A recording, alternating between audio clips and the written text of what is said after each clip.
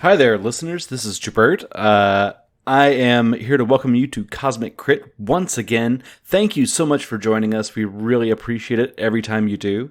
I'm going to keep this intro really short because we have a very long episode for you, which I am confident that you will enjoy. But before we do, I want to remind all of our listeners about our sound effect soundboard challenge that's going on right now for the month of June. Just a reminder about that challenge. We are looking for some sound effects to fill out our soundboard. We're looking for stuff like critical hit sounds or things like the AI voice for the Phoenix's Respite, those sorts of things. You can find all the information over at CosmicCrit.com. I know that we were a little bit late getting that post up, but thank you for sticking with us, and we can't wait to hear all the additional great sounds that you put in our ear holes. We appreciate it, and we're looking forward to it. Thank you guys so much. And that's really all the news that I have for you right now. I'm going to step back and let you get right to the episode because it's a doozy, and believe you me, it's kind of a wild one. So hang tight, listeners, for episode 89. Breaking Barazad. Episode commencing in 3, 2, 1. Episode initiated. It's the last episode of the 80s. It's episode 89. So we're doing a mixtape intro of all things big hair and leather jumpsuits. So strap on your Walkmans and wake me up before you go. It's time to dive back into Cosmic Crit. Have all of your episodes been themed by the decade? They haven't at all. Okay. I was really... You were about to blow Drew's mind. I was really worried this this was is the another... first one. My name is Patrick, and I'm your GM here on the show. And just like every rose has its thorn, I'm joined tonight by the 5 thorns in my side. And I invite you all to get out of my car and get into my dreams and allow me to introduce you, my 5 friends, your players. To my right, he can crit if he wants to. He can leave his drone behind, because if your friends can't crit, and if they don't crit, well, then they're no friends of mine. It's Tyler playing Akeethi with Idis. It's good to be here. To his right, once upon a time she was falling in love, but now she's only summoning a demon. It's a total eclipse of the sun. It's Rebecca rockin' Talara. It's great to be here. Jitter Bear. Wake me up before you start rolling them crits, Miles. Miles with a win. Good evening. To his right, the trick attack is a little old move where engineering checks are nat 20'd. Trick attack, baby. Jabert is bringing Bumfuzzle. Trick attack, baby. To my left, he's revving up his entropic strike, listening to it purr and taking the highway to the danger zone. It's Drew running with Cass. Are we still doing phrasing? Not since like 2010. Do you want to say anything else, Drew? No, the awkward silence should be it. Yeah. Welcome back, everyone. Oh boy, I'm gonna have a wham. It's like the ghost of Tyler left his body and is now inside Drew. We've got that last position. Please, I would never let a awkward silence go on one of my end. I am gonna have wham stuck in my head for the rest of this episode, though. Well, you're welcome. You're welcome, everyone listening at home too. Well, we got a lot. Gonna crit again. That's just George Michael, not wham. This is just George Michael. Yeah. I feel bad now. I don't actually, but He almost made it into the intro.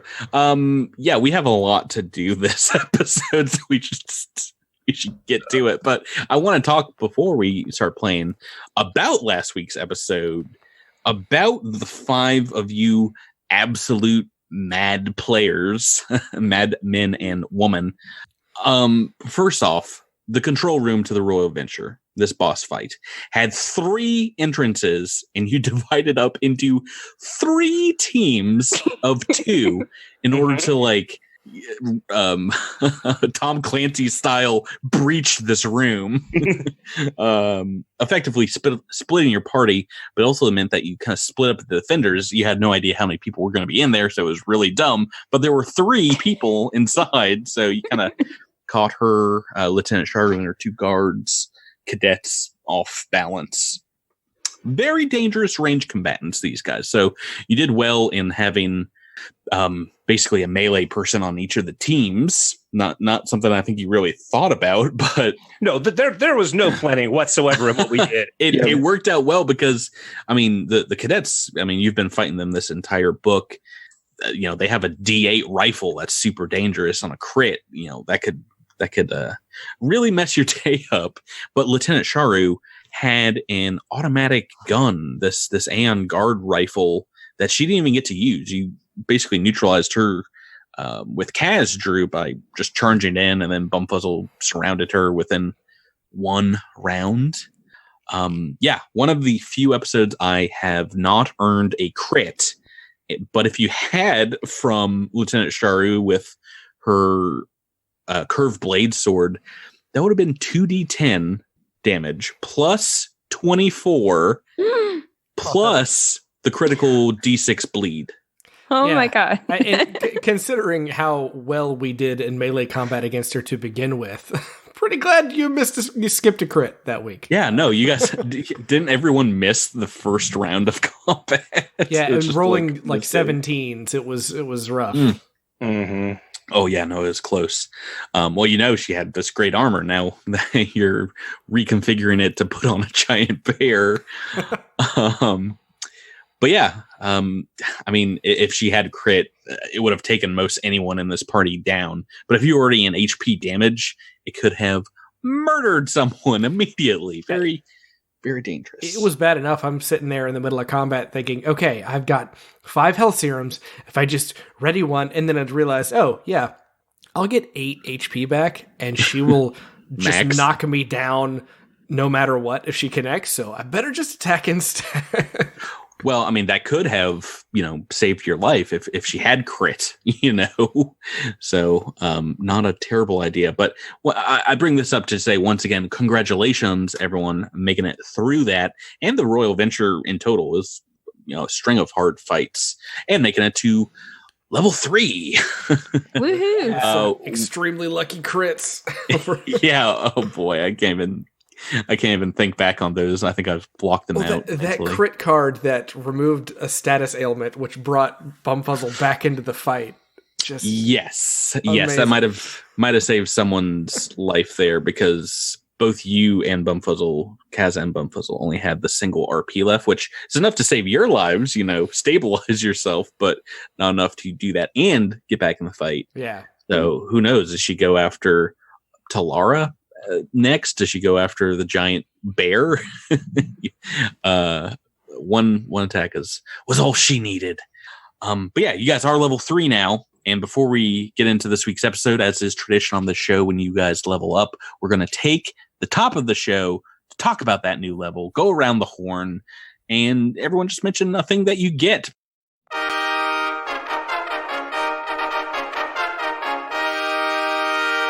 Level 3. Level 3 is kind of a big deal in Starfinder. Everyone gets weapon specialization. Everyone gets a new feat. I think every class gets some kind of class ability. So yeah, well, we go around. Just feel free to highlight whatever you want to talk about. Let's start with Tyler. Tyler, how are you doing? I'm doing really well, Patrick. Thank you. How's Nakithi? That's the question. What's Nakithi get at level 3? Nakithi I'm fairly excited. There are a lot of cool things that happen at level 3 for drone mechanics, because not only does, like you mentioned, both parties get weapon specialization. So the drone gets weapon specialization and Nakithi gets it. The other kind of teamwork-based ability is the ability Overload. Now, all mechanics get Overload, which basically allows you to touch most ranged energy weapons or any powered melee weapon. You can touch it, and the defender has to make a reflex save. And if they fail that, then their weapon just becomes unusable for a certain amount of rounds. Mm-hmm. And while that's useless for Nikithi because he's not going to be anywhere near people to touch their weapons, Idis can use the same ability. So Idis can actually run in and touch a powered weapon and render it, inert for a few rounds, which I think is really cool and might really, help out if someone like Lieutenant Sharu has a really, really strong weapon. Could be a deal breaker for them. Yes. Yeah. That's exciting. And I'm trying to think of if that was a powered sword she had, for example, that shutting anyone down for a round is pretty intense. And then all the normal stuff, the Idis gets more hit points. Nikithi took a skill focus as a feat, which isn't too thrilling for life science. So his life science has gone way up. But the other cool thing I took for Idis, because she got a new mod at this level, I chose Cybernetic Bridge. Now, Cybernetic Bridge allows me to install a piece of biotech, magitech, or cybernetic into Idis. And it also, if the item level on the augmentation is four levels lower than my ranks in either engineering, life science, or mysticism, then I can just make it for free. So that's nice because, once you get up to level 5, there's a number of pretty useful level 1 augmentations that you can just plug and play, I guess.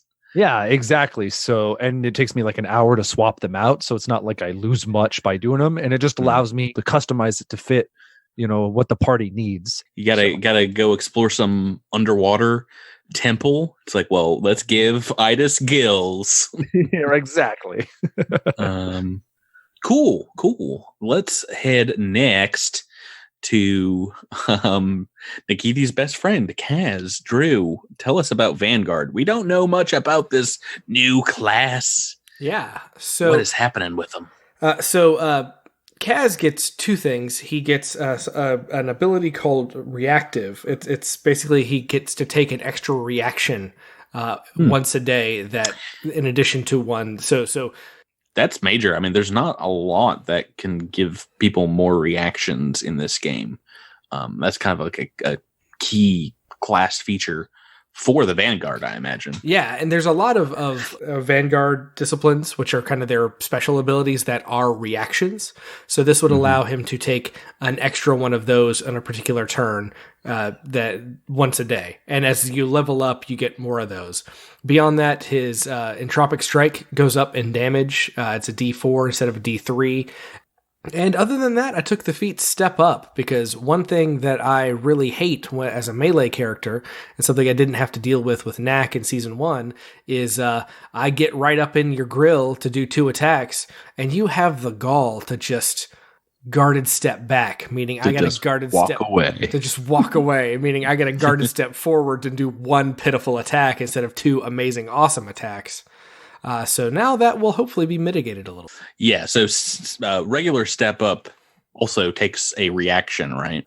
But if you have 2 reactions, it kind of makes that a much better ability because you can take a reaction to step up and then a reaction to attack.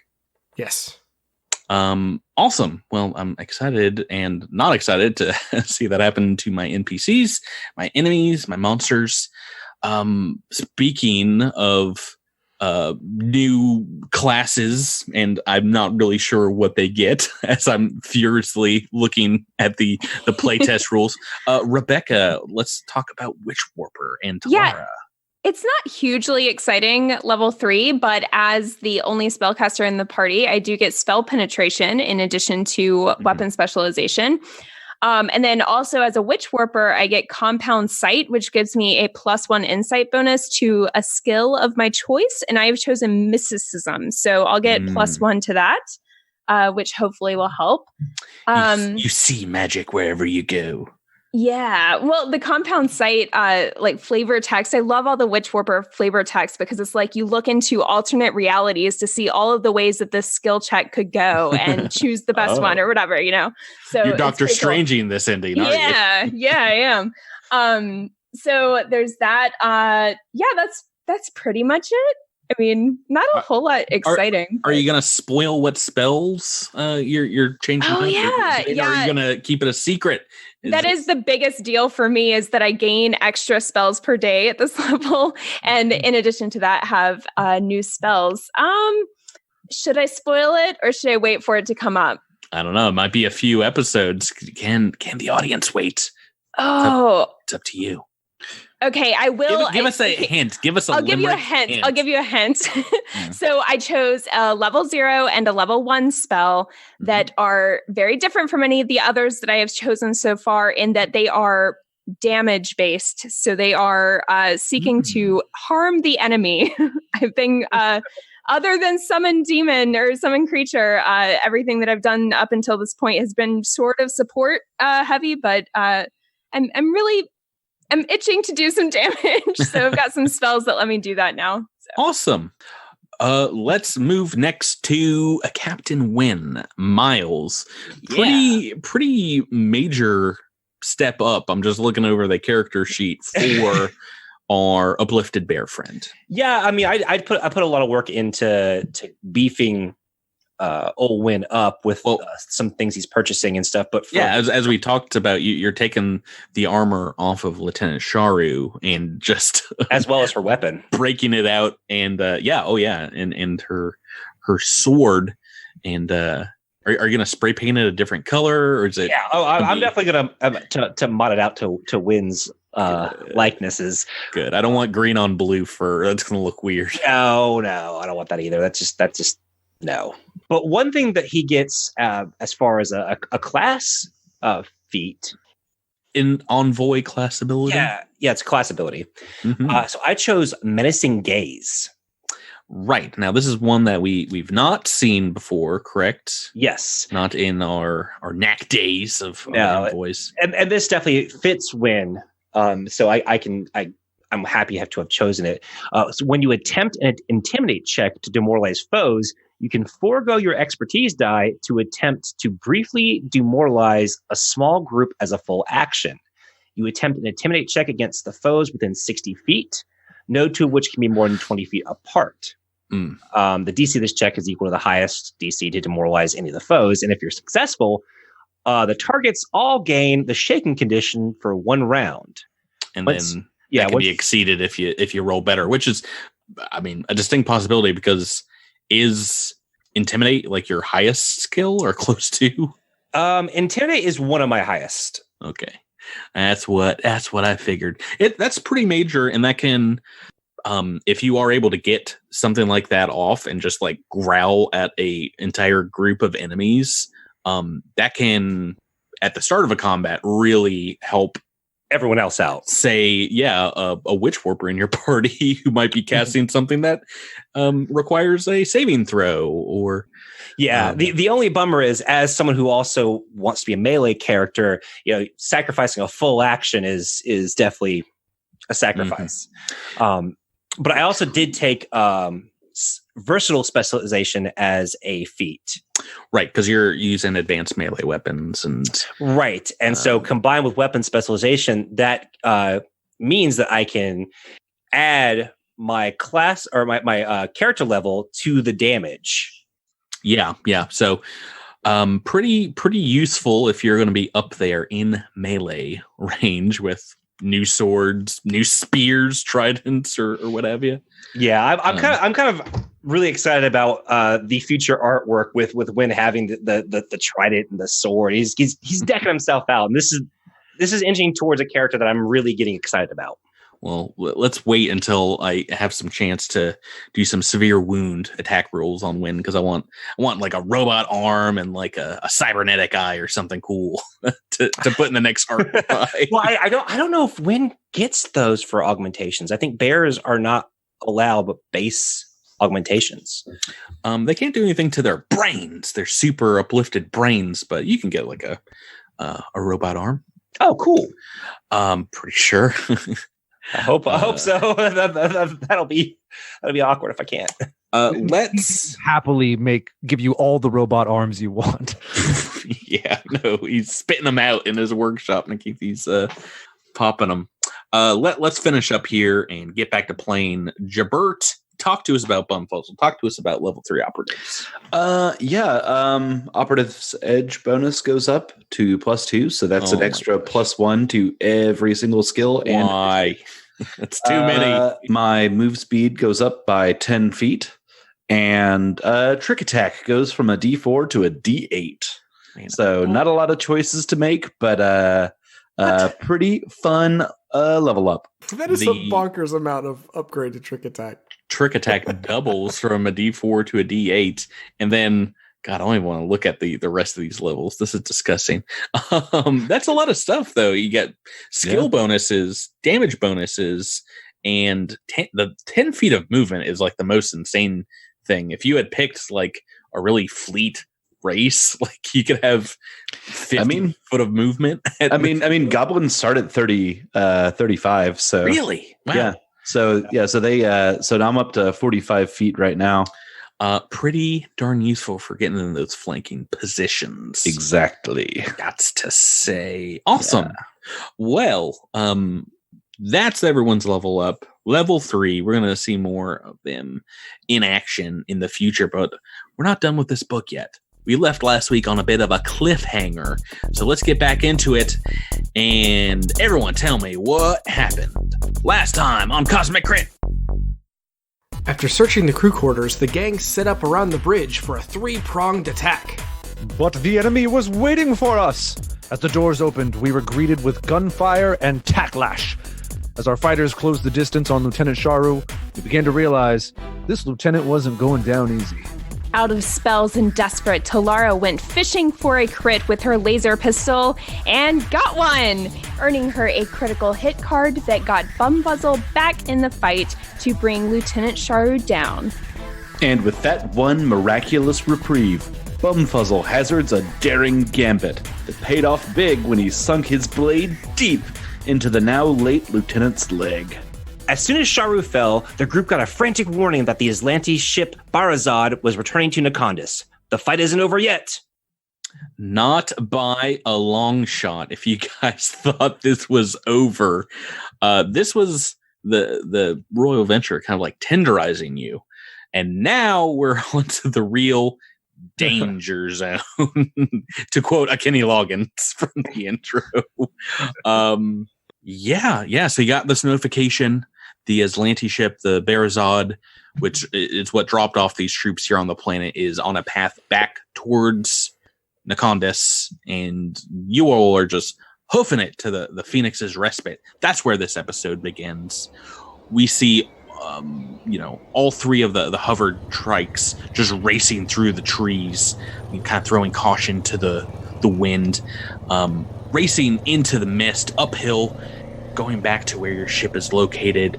Branches and bushes are just whipping by your faces. You're tearing up the ground with a very light hover blast from the back of your trikes. You look up and you see electricity arcing above your heads as you disturb large groups of hobgars that become startled and kind of like a mass with a giant electro ball above your heads. Let's check in here with Nikithi, who's in the back section of Talara's trike, the lifeless body of Itis, cradled beneath your weak Asharan arms. What is happening with Nikithi right now? What's going through your mind? I mean, he's just trying to heal. He literally. But I'm sure that Talara's driving crazy because she's trying to go as fast as possible, so he's not really able to operate on her, and he's just distraught. This is it's gonna take some time. Yeah, one of the things that hasn't really come up about Osharans is that they don't really like traveling by themselves. They don't like being alone.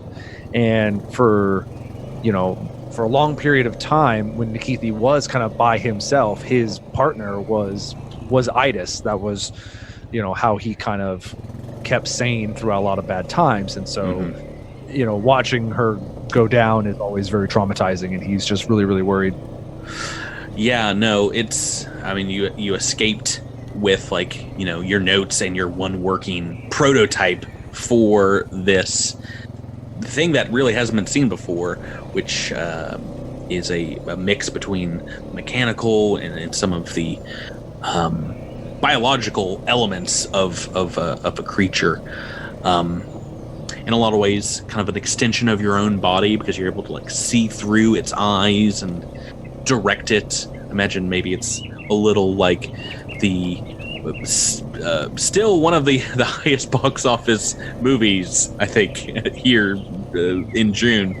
The Avatar kind of connection between the Na'vi and their mounts, you know. Yeah. You kind of forge a bond with this creature. Yeah, you know, absolutely. It doesn't give him any, you know, pleasure to send her into dangerous situations. I mean, he knows it's necessary because he wants to make her the best combatant she can possibly be, but it's still, you know, I think a little bit of him is scared every time because things like this happen. But if she goes down, you can fix her. If you go down, there ain't no fixing you. Yeah, exactly. In addition, Nikithi, at the end of the last episode, you took 2 data pads off of Lieutenant Sharu. Since you cannot get Idas back up while you're speeding through the trees, do you want to crack them open, see if you can work on them? Well, yeah, because a few episodes ago, you know, I think Nikithi was the one who voiced the concern over the rune drive, because that is like the thought of the Azlanti having it terrifies him, and so obviously we went through the whole royal venture and we didn't see it, so he's looking for any clues that he can, where it is, what exactly it is.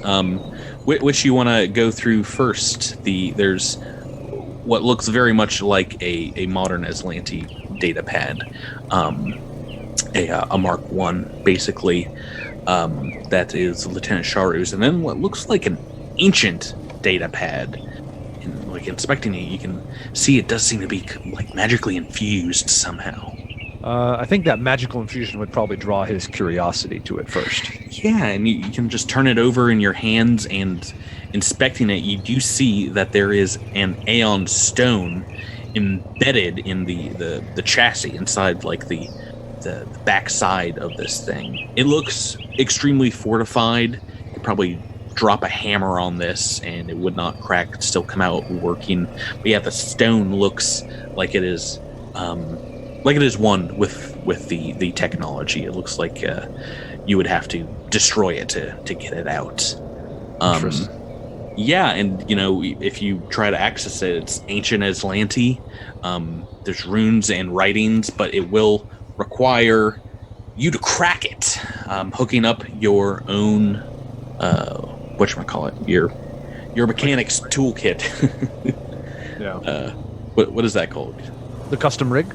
Your custom rig, yeah. So you've got this like floating glowy orb, and I guess I don't know, you like hit a data pad with it. I'm not sure how it works. Do little wires come out? Open up, and yeah, I can pull out different cables and wires to hook up to various, you know, technological. I don't know how sci-fi computers work. I thought you just like rub the circle on another computer. So why don't you give me a computer check, see if you can crack it. Okay. Oh, please don't roll bad. Please don't roll bad. Please don't roll bad. I rolled an 11, pretty average. That's a 21. Yeah, it's not bad, but it is not good either. It is not enough to open this thing up. You can tell it has what looks like enhanced security.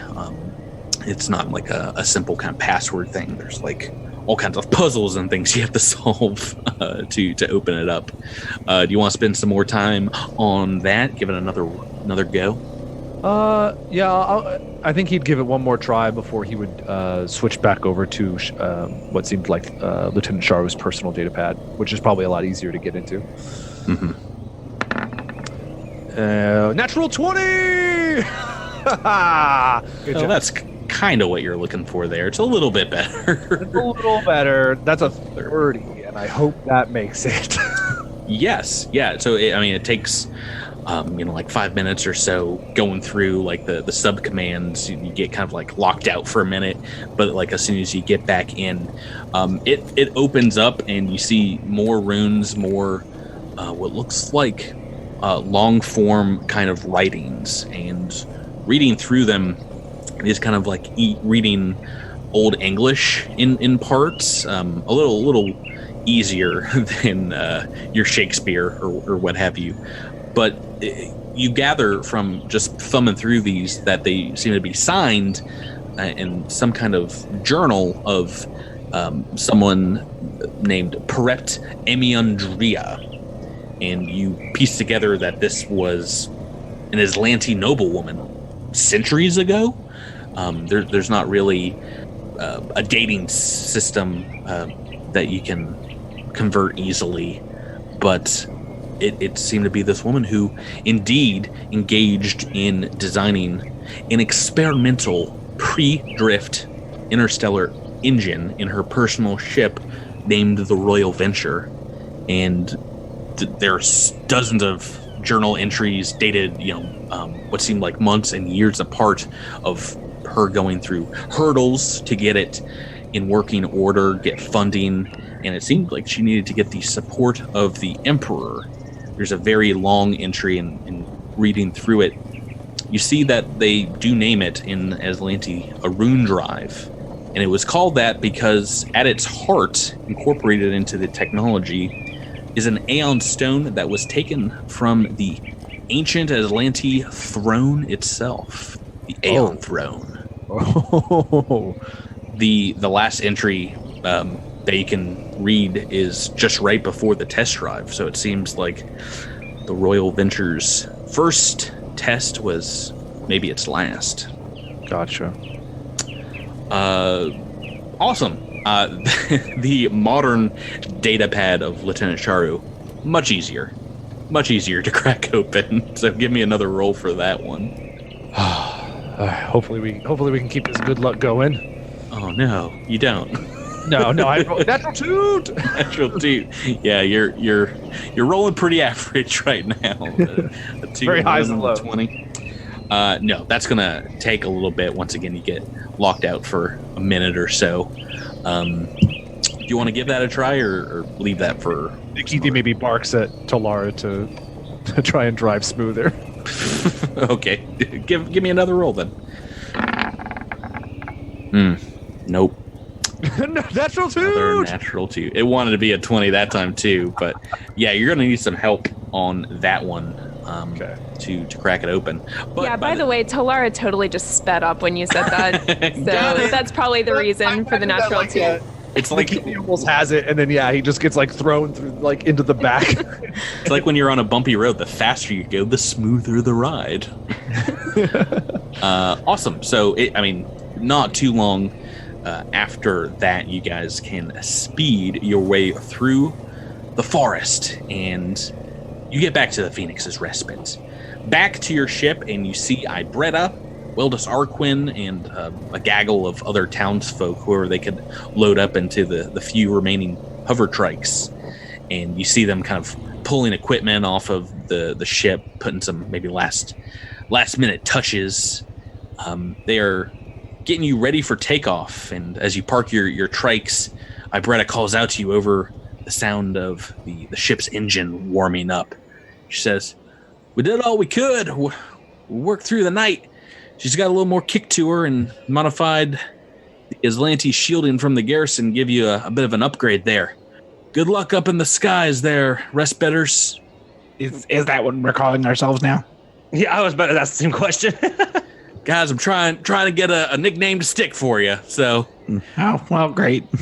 Phoenixers don't sound right. Yeah, that's true. I guess we'll workshop it later. All right, bye. Before you take off, Nikithi, do you want to see if Ibretta can open up the data pad?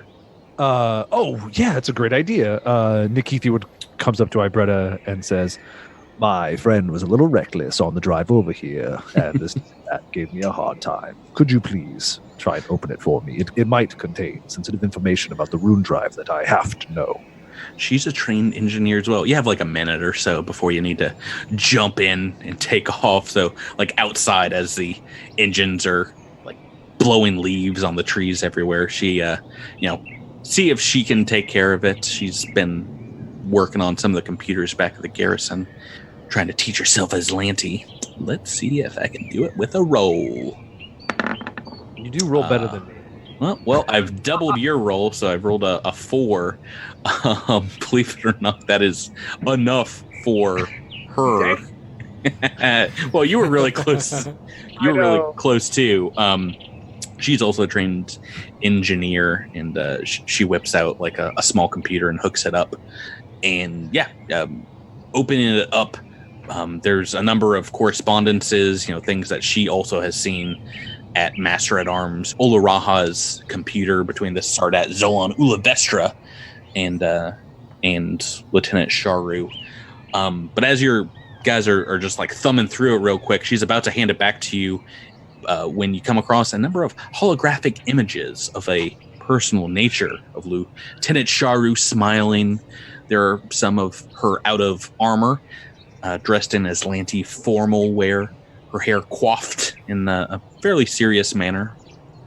But though what strikes you both right away, you and I, Britta, you each notice there's a young man on her arm in many of these photos. In some of the others, they hold hands, share kisses. It's a different buzzed haircut, but Nikithi, you both clearly recognize Kaz in these photos. Oh, Nikithi would just snatch the data pad and look at Ibretta and just say, I think it would be best if we just forgot all that we just saw. She looks like the cat that just ate the mouse. Her jaw drops a little bit, but she just kind of like backs up from the ship as, I don't know, you hear Bumfuzzle like over the the ship's intercom being like, get on board! It's time to go. Thank you for everything, Ibretta. Hopefully, we will meet again under better circumstances. That is not all. You can, as you're climbing on board, Nikithi, you find the last transmission on the data pad, and it shows a bill of prisoner transit, as well as a very large item that was moved from Nakondis aboard a super fast Azlanti vessel. Has a photo of Sedona along with it, and marks a destination for both her and the rune drive to a place named Gulta. They're headed to Gulta. Do I know this place? Make me a culture check. Oh, can I make it untrained? Yeah, you've not heard of it. No. Okay, yeah. Ignore the roll then. I was about to say, even if you roll very well here, it might be something that will require some more culture research. You might need to be Is this more something? cultured. Is this something he can ask his friends about? Like, Perhaps any of us found out? when we're He's not not- in life and at death this point, circumstances. Yeah, you see Nikithi maybe walk through the Phoenix's Respite, and he's kind of in thought, furrowed brow, and he just heads straight to the engineering station. Hey guys, it's time for some Starship combat. Oh boy. Oh Ruh-roh. boy, in range. You guys get in the ship. It's ready to go. Computer's giving you readouts of a pretty far away object, but one that is rapidly moving within range of Nakondis. Since you guys did manage to get back to the Phoenix's Respite fairly quickly, very important that you take the hover trikes. If you did not, this would have been a long and arduous hike. But since you're back here before they get to the planet, basically, you get to set the ship's orientation as we start Starship combat in outer space. And we're going to start a random distance from one another. Let's have Captain Wen do this. Miles, do you want to roll me 3d6? Sure. See how far away. All right, pretty good distance here. A 5, a 4, and a 3. And that is +5, which means you're going to start 17 hexes from one another. A spaceship map we've seen 3 or 4 times in the show already. I'm not making new maps when it's just like space background. This is what you guys get. So you see a vague outline of the ship start to matriculate into the holographic projector's kind of display. What's, just kind of like a staticky image is coming closer and closer, coming within range nearly of scanning. So we are indeed in Starship combat mode. Now, before we start, I gotta say, you all need to win this combat. There's not really a failure state. I mean, you guys have escape pods, but if you fail, there's two possibilities that happens. One, your ship crash lands on the Condis, and that will more than likely result in some deaths because you guys are very low on HP at the moment, even leveling up. Could mean instant death for people. We don't know. The second option is the Azlanti disable your ship and either board and try and fight, and we're going to have another combat, or they just capture and kill whoever they want. When, as captain, you know this. You know that this is an all or nothing. Everyone on board the ship is counting on you. Everyone down on the planet counting on you. What is going through the uplifted bear's augmented mind? Right now, Wynn is a little discombobulated just because, he had these battles that, took a lot out of him, even though he's leveled up. And he's also back in space where he doesn't feel quite as in control of his facilities. So, especially in this situation where they've popped out and they immediately have a combat, he's a little frazzled. Mm-hmm. He's not super thrilled with life right now. In the future, if you want to spend a couple of build points and turn the bridge into like a terrarium of sorts, put a rock over on the starboard side, maybe a potted plant, a tree, a old log on the other side. Why is there a koi pond in my gunnery station? That would be hilarious. I actually love the idea of a koi pond in there. But he definitely has grown to trust his crew. And so he knows that if anyone can help him get through this, it's the people on the Phoenix's Respite right now. If I may, I guess we have to roll for piloting, but I would like to go ahead and encourage our pilot. Well, that will be in the helm phase if you want to encourage them. But first things first, it's engineering phase with a Nikiti back. I'm guessing you want to start in engineering. Is that correct, Tyler? Yeah. Let's. I didn't know if I wanted to start as a science officer or an engineer, but I think it's up to you. I think because of Nikithi just learned a lot of information, and I think he just headed to the place that he's probably the most used to, which would be the engineering bay. So that's probably where he is, and so we're just going to try to do a divert. Divert power. You guys, while you are level 3, the Phoenix's Respite is still only a tier 2 vessel. So for divert, this is just going to be pretty easy. DC 13. Yeah. So as long as I don't roll a.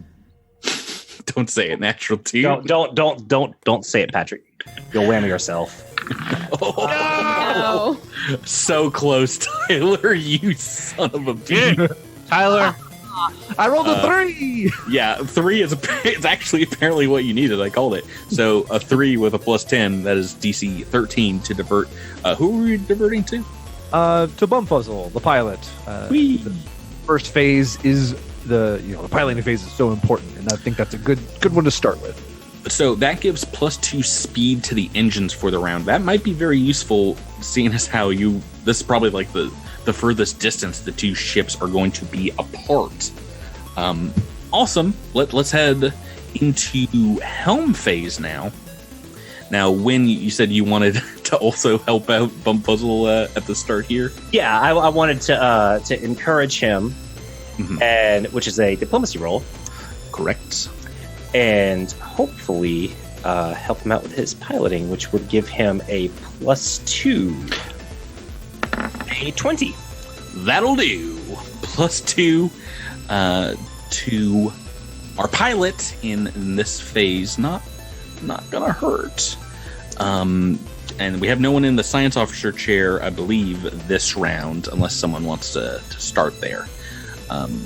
Which means we will roll that sweet opposed initiative check. A couple other dice here. Don't even worry about those guys. Okay. All right. And now for the opposed init. Why don't you roll us first here? 22, 24 on the check. So I'm going to roll the opposing pilots. I've rolled a 17 on the dice. Ooh. You guys are moving first. Oh, no. You got a little speed boost here. Okay, yeah. So then let's see. Hang on. Oh, I guess I counted wrong. You got +2. What the normal speed is 8, right? For the Phoenix's Respite. It's correct. Yeah. A pretty small but fast light freighter. Yeah. So we're just going to like rip forward as quickly as possible. We're gonna try to close the distance and open fire as quickly as possible. Yeah, and I'm going to evade with that check, which is a success. You didn't roll a -10. Awesome. That'd be weird.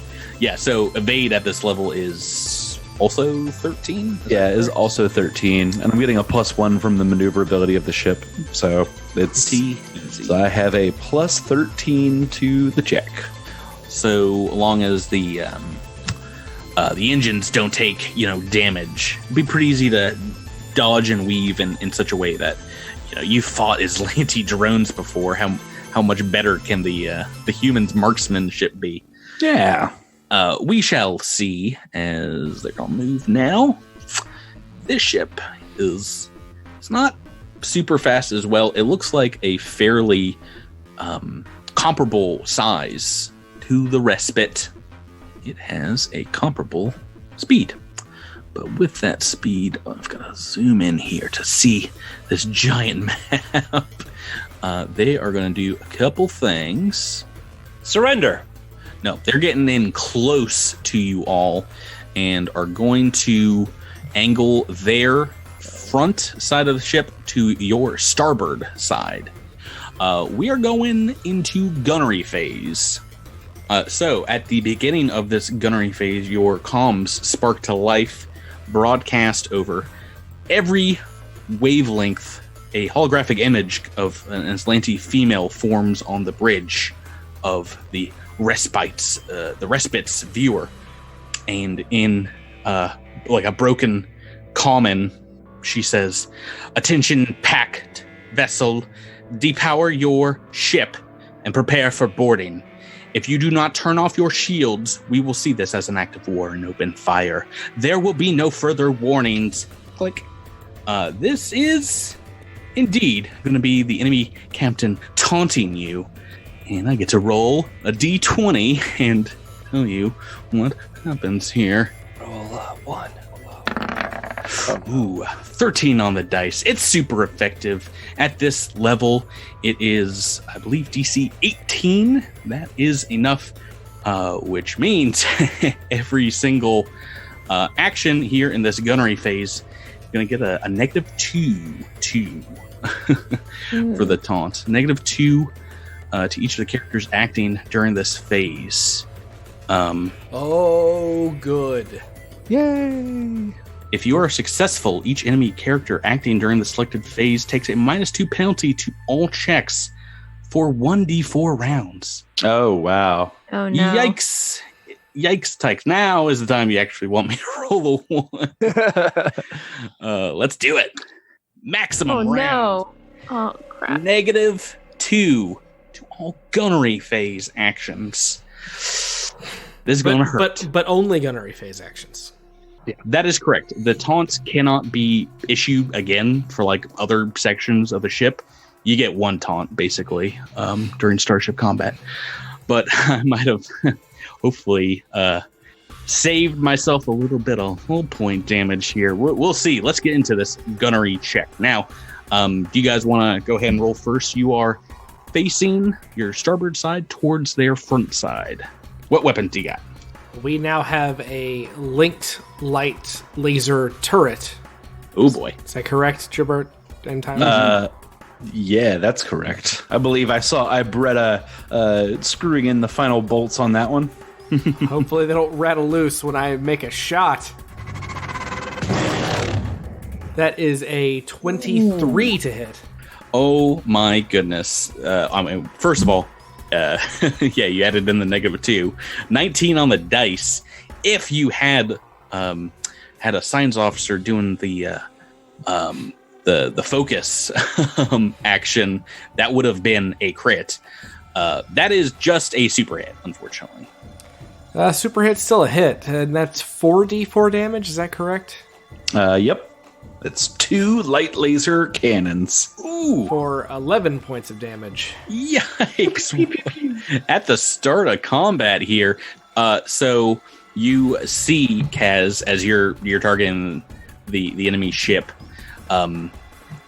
just your lasers blasting through the front shields, taking them down completely, and some damage going through to the hull. Yes. Ooh, nice. Yuck, I don't like that. So let's see here. And that was their front arc? That is their front arc, which is down right now, and you've got a gun on your starboard side too, right, Talara? No, we have one on the forward. And since we are not facing them from the forward arc, I don't think that we can use that. Oh, did you guys take your side lasers and put them on a turret?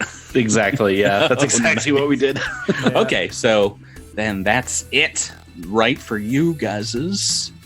It is time for the Barazad to shoot. They've got a forward-facing gun and a turret themselves. Let's do the forward-facing gun first, which is it is small objects that are fired super high speed. It is a coil gun coming at you first. Roll that d20. Ooh, 12 on the dice. What is your new AC for the starship? It is normally 16, but I believe Bumfuzzle may have helped with that. Yeah, so now it's at 18. Okay, 12 on the dice is a hit. So coil gun coming at you with the same amount of damage. This is 4d4 to the starboard. See if I can make something similar happen. Drew rolled a couple 4s there. Oh yeah, I answered the call. That is 12 points of damage to your sides. How you doing? All right, well, all of our starboard shields have gone out, and we've taken some minor hull damage. Oh boy, not, of course, enough to be a critical amount of damage, but it's a good thing. I've got another shot, and we are close enough now that we don't have to wait for gratification. They send a torpedo in your direction from their turret. Let's roll, and this is going against your TL, your target lock. What is that? That is going to be, with the evade, a 20. Ooh, nice. So let's roll a d20 coming at you. Oh my God. 19 on the dice. Not good. Ew, boy, starting off rough. That is a super hit. Oh yeah, I don't know how, but I failed a target lock maneuver for the enemies. When I rolled a 3, and it's only DC 13, but they were not able to get a target lock. So this is none of the 19s would have been a crit here, but something about science officers is worth putting someone in that position. This is a lot of damage coming at you. 3d6 as a torpedo. There are no shields here. Blasts through your starboard hull side. Let's get some critical damage going. 4 3-1s. Oh no, not a ton, but 9 points of damage. How much have you taken so far? We've taken 11. And what is your CT, your critical threshold these days? It is 8. So you've crossed over critical threshold once. Let's get to that section and roll up critical. Now, because they did not target a section, this is going to be a random section of the ship. I'm going to roll D100 and see what area is affected. 68 on the dice. not what you want to see.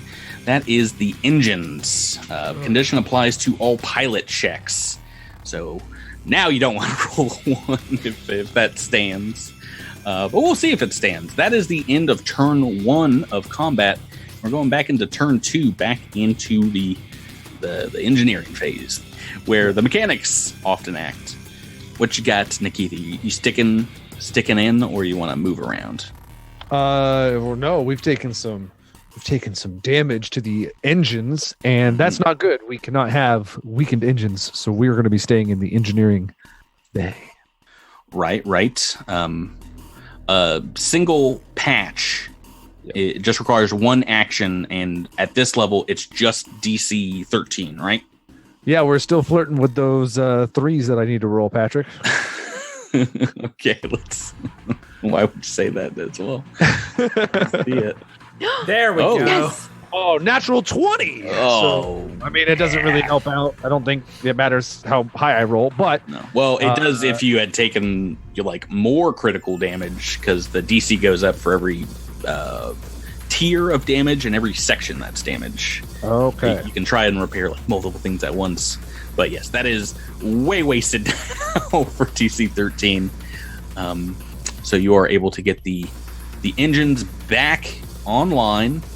Let's get into the helm phase. What do we want to do? Are you trusting Bumfuzzle will be able to outpilot this other ship now? Yes. All right, so you don't want to act. When? Not for the helm phase, no. Let's do that initiative roll off. Gibbert. Can I apply the computer's check to the helm phase this turn? Go for it. I'm Do asking. I'm asking if I can do it to the helm phase, not just to this roll. The +1 is to a single D20 roll. Okay. So, but I don't. I mean, well, it depends on what you want to do for your piloting action. But I mean, you really need it for that. We will see. Yeah. Let's use it on this one. I wanna do what I can here. Okay. Ignore my first D20, as this is a. Oh my god. I don't think it's going to matter. So this is the captain encouraging on the other side, and let me roll a 20 now, maybe, and still not get enough. I've rolled a 4. Yes. The 32 or 33 Jupert has rolled is going to be enough, which means I'm gonna do some movement here. Make a pilot check. Oh no! I've rolled a 2. That's not gonna be good. They are going to kind of move past you. Let's get into it. They have moved. They have circled back around to try and get to your aft, but you are able to out-pilot, says Azlanti, in the Barazad. Go ahead and move the Phoenix's Respite. Okay, yeah. So I think I can sort of fly directly around and get their front arc and our front arc, and hopefully open up a hole and take advantage of that front arc that we've gotten down. Yep. So you've kind of circled back around, but kind of the opposite way, which is it's pretty funny how often actual dogfights kind of make their way into this game. Okay, good. I just want to make sure I pass my piloting check to evade. Oh well, you're still in perfect territory here. So yeah, I think even a 1, you're getting it at this level. So all good there. Let's see. And we're out of their forward arc, right? It goes like right there. And so we're just outside of their forward arc right now. Yeah. I'll allow it. Yeah, so it just kisses the side, and I believe that's going to be. I'm pretty sure that the exact situation is illustrated in the CRB. yeah, that's them flying skills that you pay Bumfuzzle the big bucks for. Pay the same amount as everyone. It's big bucks to me, buddy. So the ships have maneuvered, and I believe it's time for gunnery phase, right? Yes, and Wim would like to encourage the gunnery phase. Okay, so this will basically undo the damage the enemy captain has done. You see that beads of sweat run down Kaz's neck. Talar's looking a little unsteady at the helm after that torpedo. That is the hope. With a 23. Yep. So that Nice. is Yes. that is so you can, I believe, encourage one of our two gunners here. Who do we want to pick on? Who needs it the most? Probably Talara. All right, so I'll give but 24. Rebecca still has a reroll for this season. Oh, good point. Oh, That's a great point. Oh, That's the great. book's not over, is it? That's right. All right. No, no. You're Then still- it'll go to Kaz then. So Wynn's gonna massage his shoulders. Relaxes the coworker like a good soldier massage. Hey, from a gigantic bear. Okay, so success. Who wants to fire first? I will. Yeah, go for it, Kaz. Oh no! That is going to be an 11 to hit. Yeah, that's a miss. 11's not gonna do it. Ooh. The big guns down. Will the small guns Back to the wrong pony. bring it back? Yeah, no, you should put all your eggs in the Talara basket because obviously we're getting a re-rolled shot from her right now. Yeah, probably. All right, so I am going to use is it a +1 with the computers check? Or Yes. computers? Okay. Yeah, Mark take it. 1 duo no. So that'll be a 15, I guess, because of the intimidate. That is a hit. Yes! Oh, good. Oh, good. Yeah, it would That's not have been miraculous. if I had evaded and not rolled a natural toot there, but go ahead and roll some damage. This is up against the front shields. You see the shields are reforming there. All right, so Damage.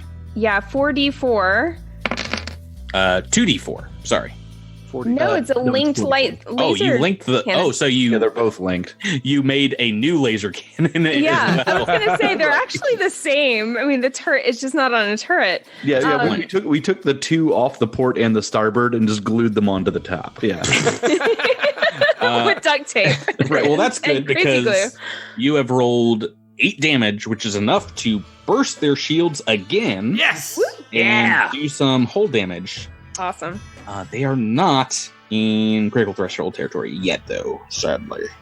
They get to shoot now, and I'm unhappy that I don't get to use my fun coil gun, but they have port and starboard laser cannons. They did not take them off and glue them elsewhere. So let me make that first against your front shields. So, Okay.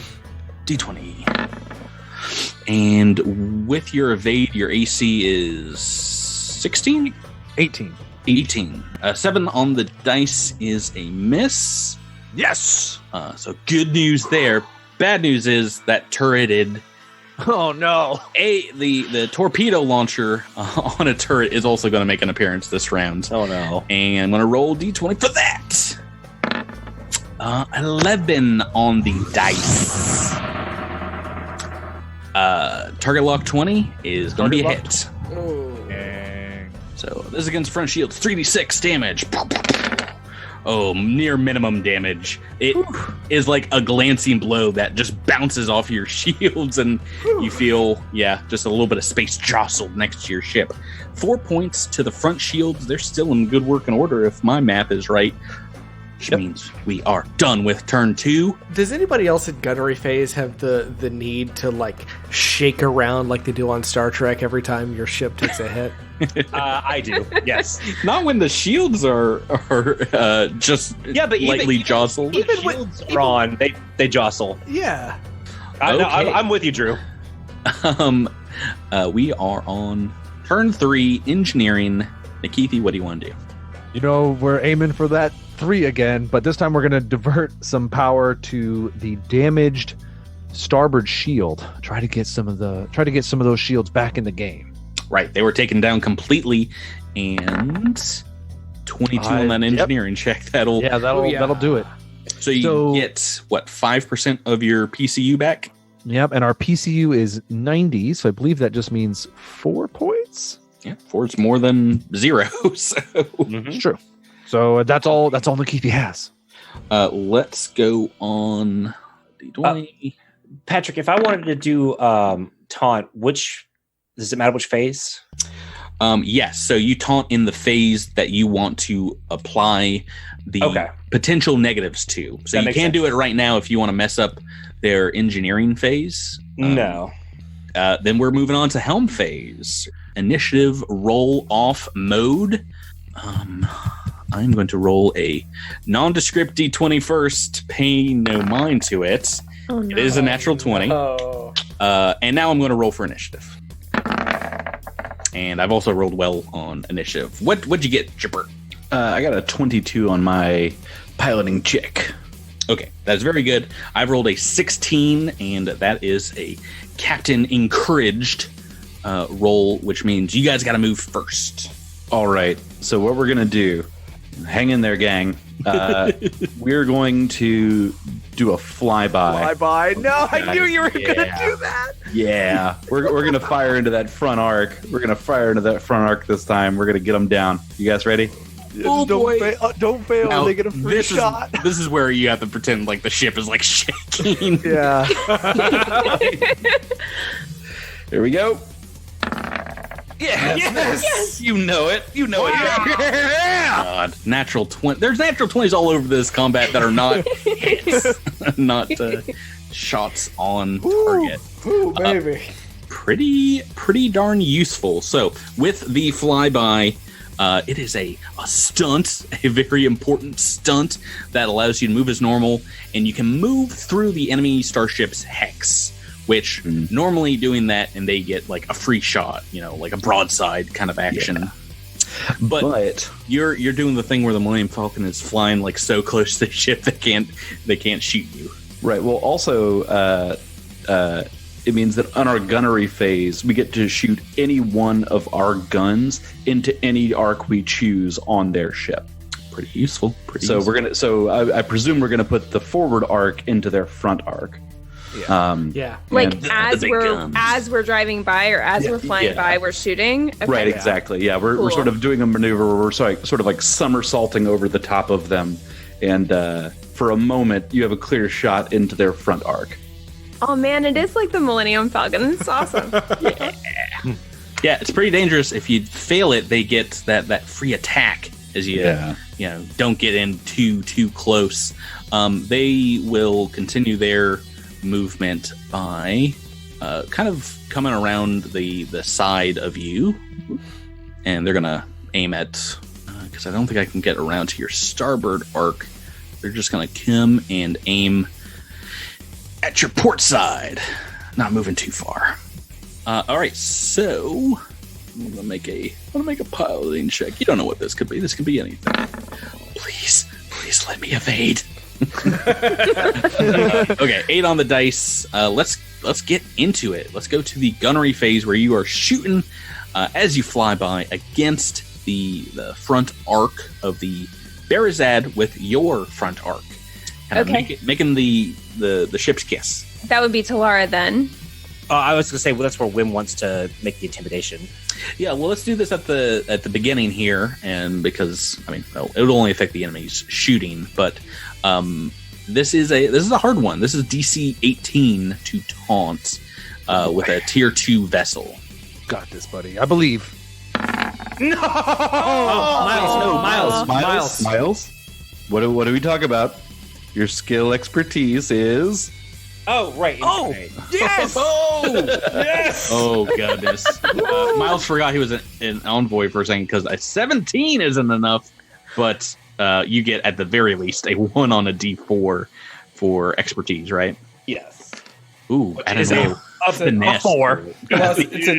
Expertise is a D6, but that's cool. Oh, well. Oh, that's a D4. Envoys are broke. Who needs that?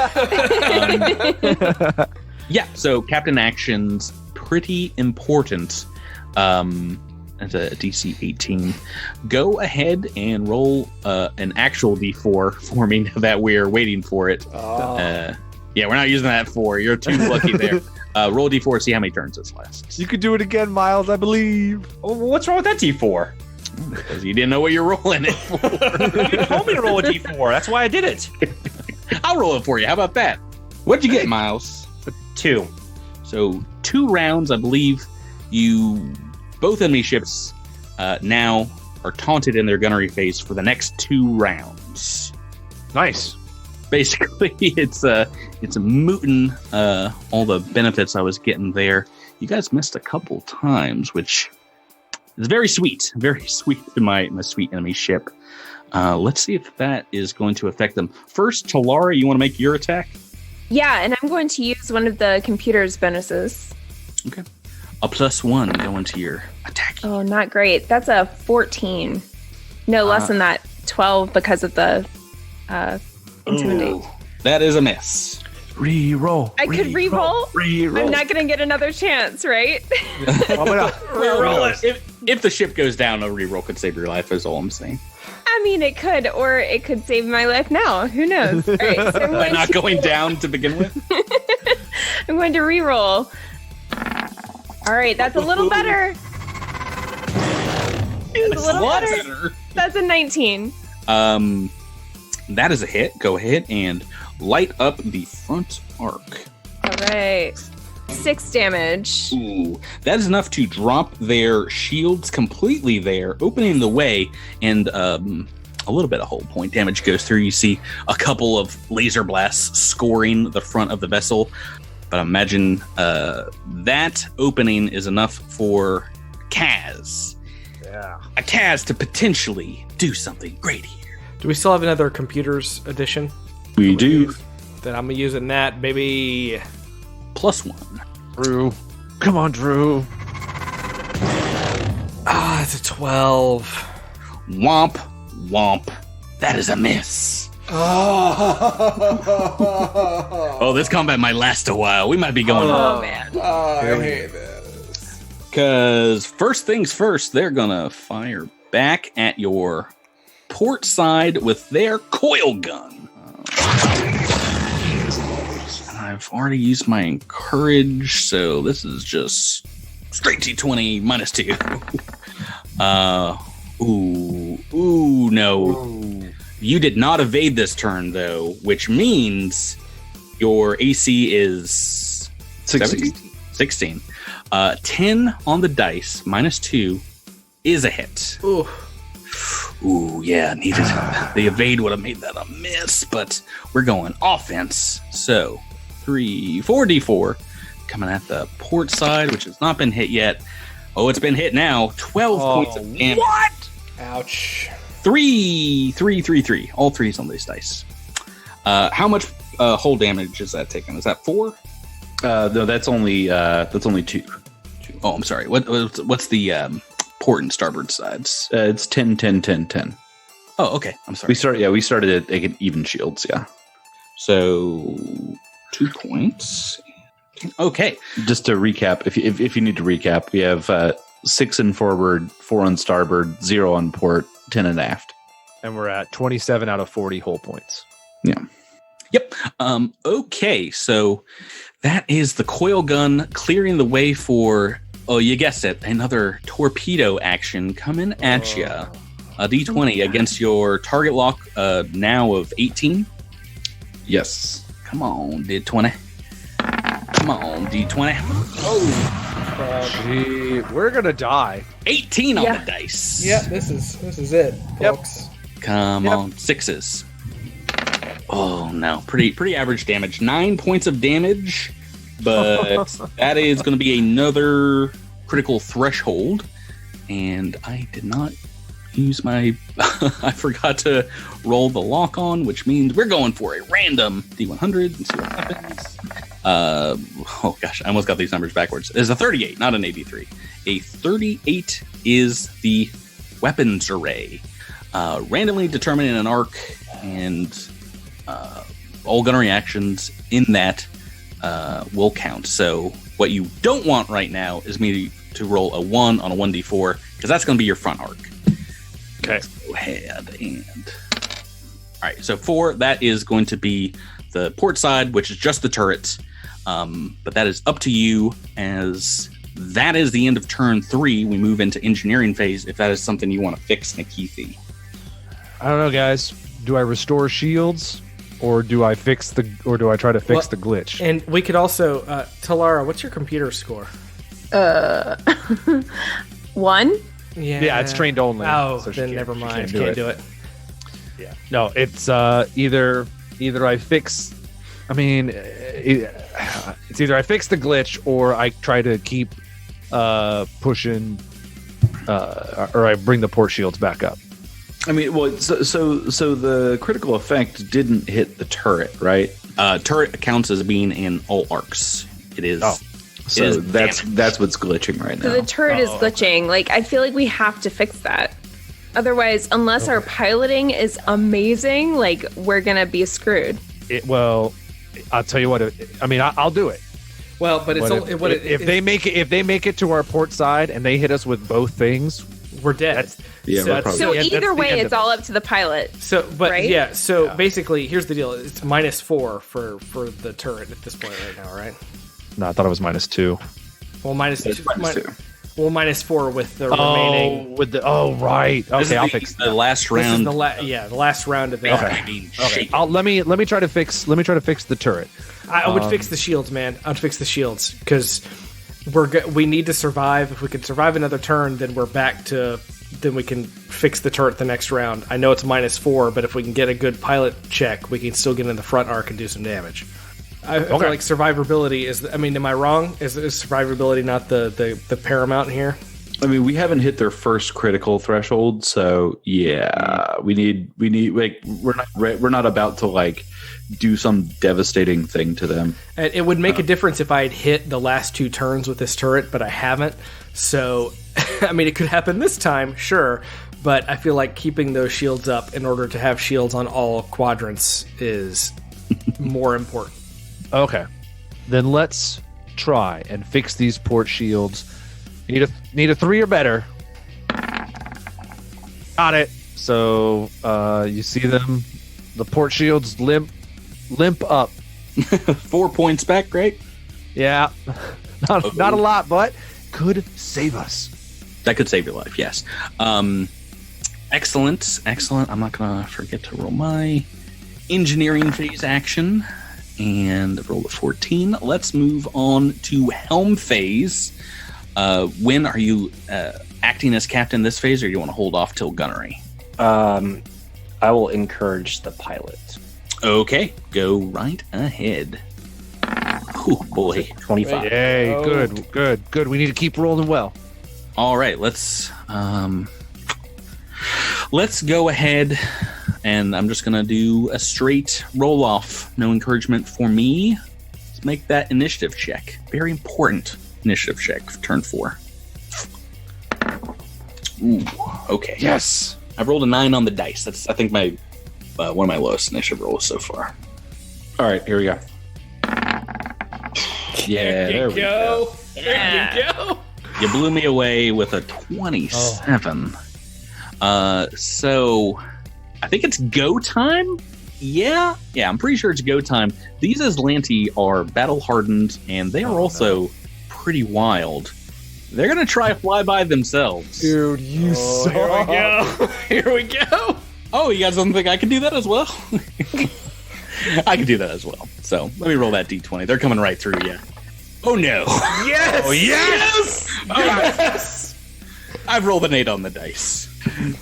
Shoot him in the face. I really wanted to take down that the port side now that it was weakened, but you guys get a free attack as they're able to limp forward and not make the same move that Bumfuzzle just did. An 8 on the dice. I'm so pronking close to that dice roll. That was a 17.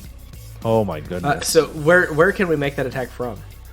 You can, I believe, make it from any arc. Yeah. Rebecca, Talara, Backwards. Great.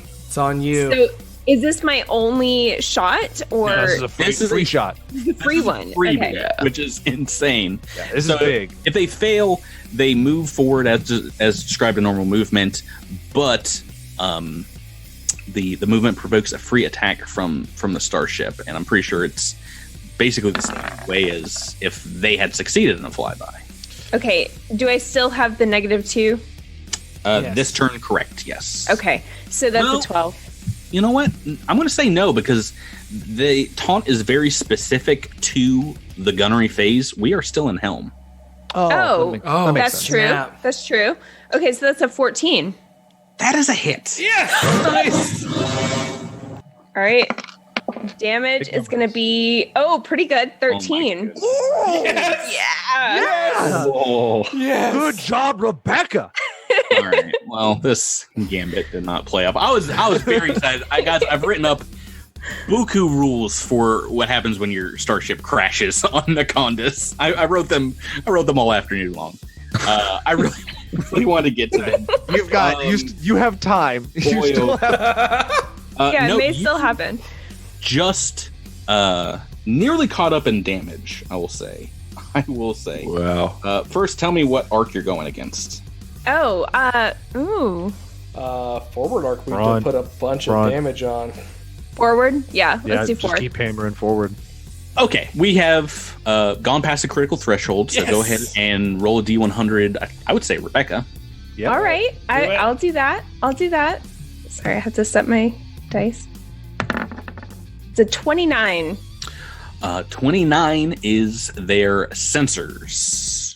Not a big one. Not a huge. Not a great one. Still great damage. Yes. And it will help prevent them targeting systems, right?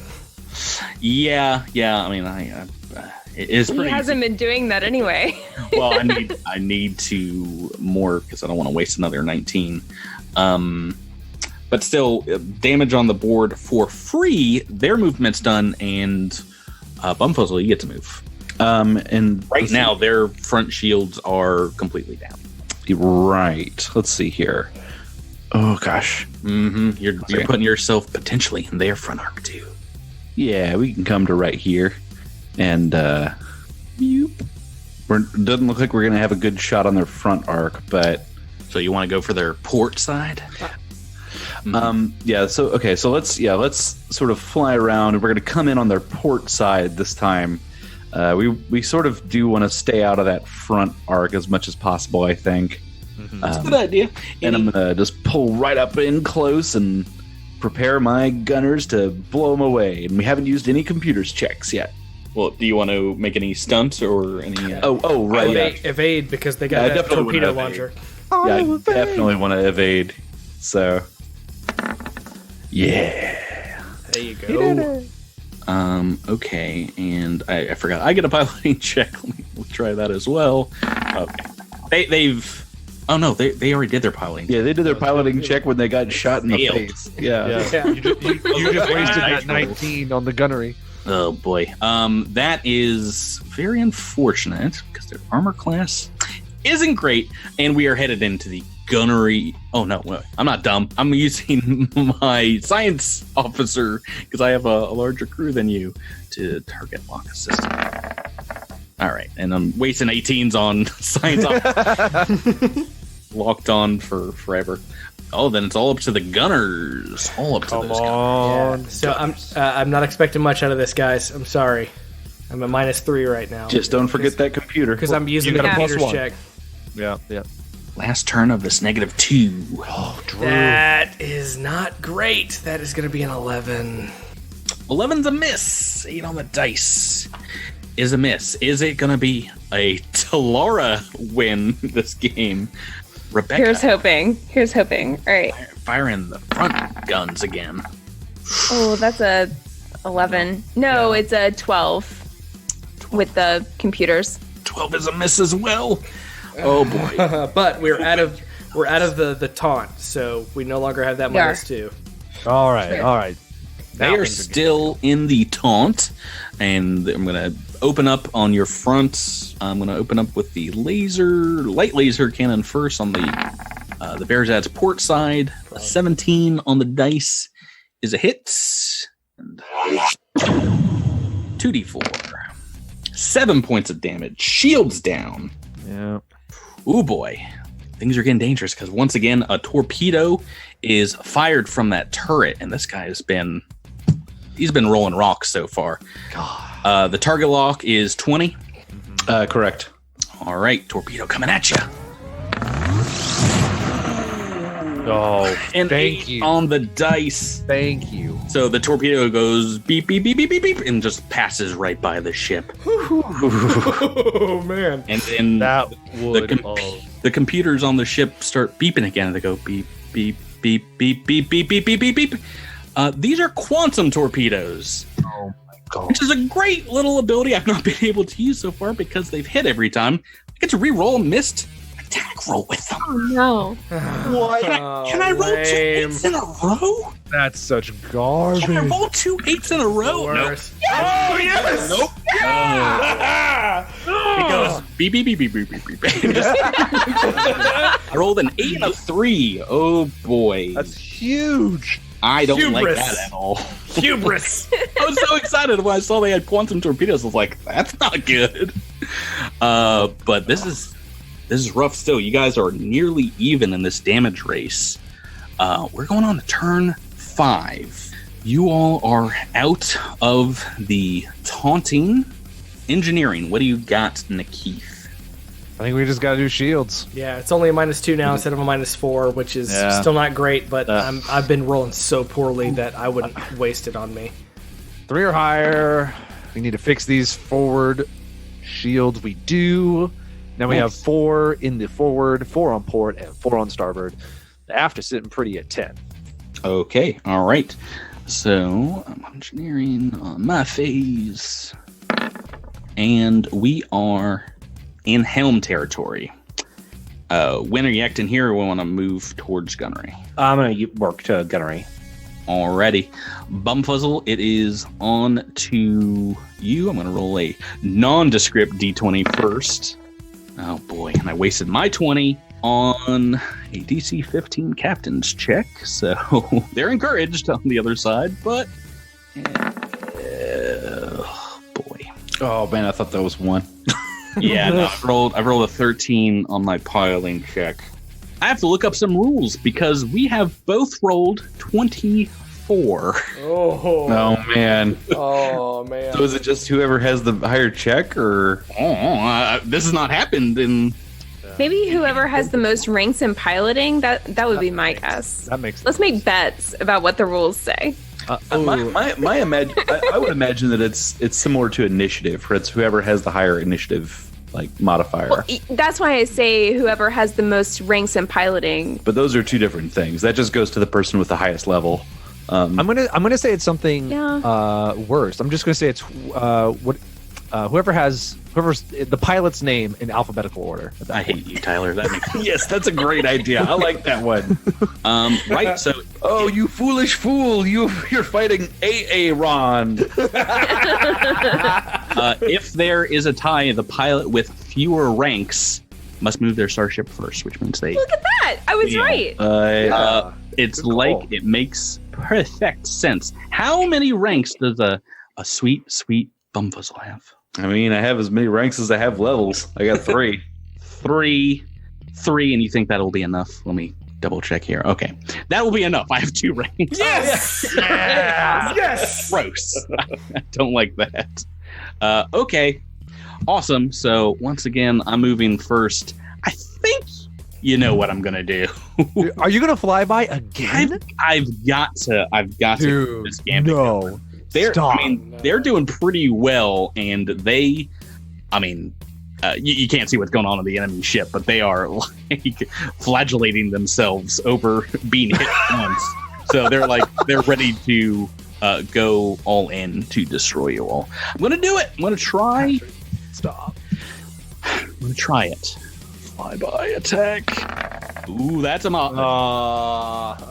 15 on the dice. They're going to move through. Well, they're closest to your front arc. They're going to shoot through your front arc and move right to the back side. And they're going to try. They are going to try that front arc and with the coil gun. Now you. I mean, just to be clear, that's in the gunnery phase. That is. Yeah. Oh no! And I no, thought it was No, it's in this phase. They do not get a free attack for flybying us.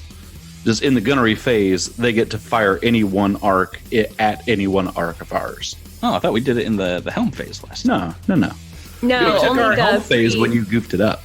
Yeah. Okay, well, let's. it will be fired against the front arc. But that makes perfect sense because they might not get a chance to use that coil gun because they're moving first. So let me write that down. Coil.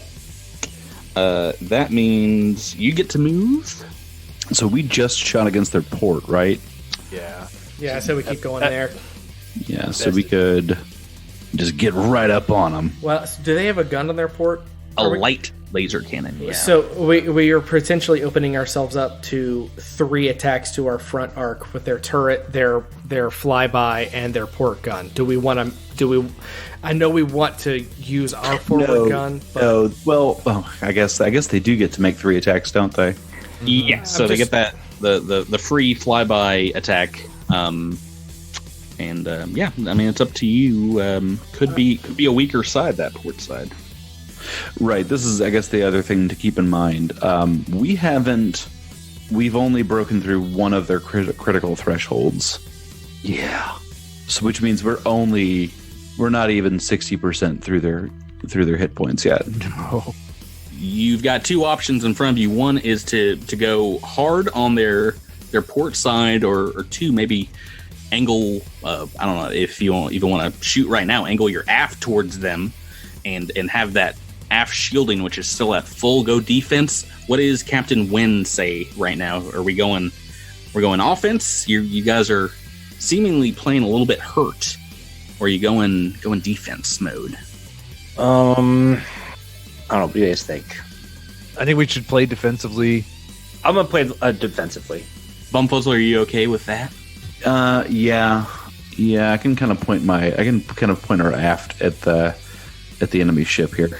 So I'm going to sort of like serpentine around and try to show our aft to the other ship while still giving Kaz a chance to lay down some heavy fire.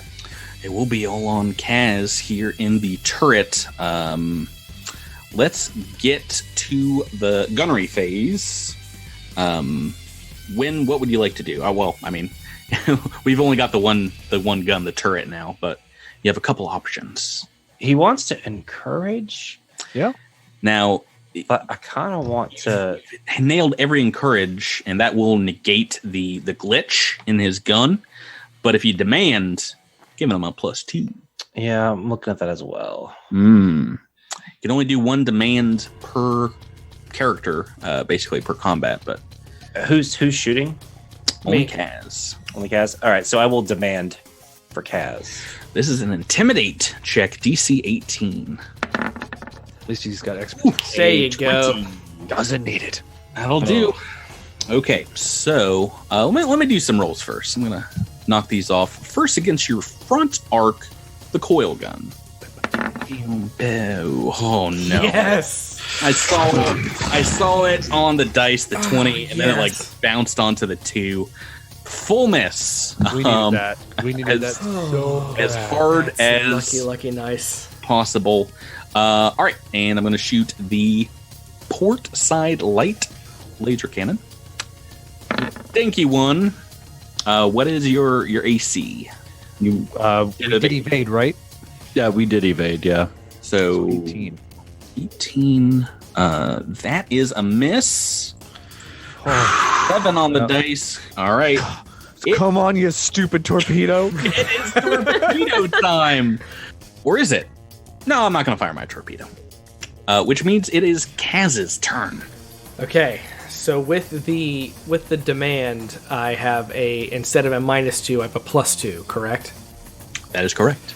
And I know we still have some computer bonuses we can add. Can I add both of those to 1 attack, or is that just a 1 per? So it is a Mark 1, which means just the 1 for a D20. All right, I'm still gonna use 1. So that's +3. It's a 14. That is exactly what you needed. Yes. Right within range with the linked laser cannons.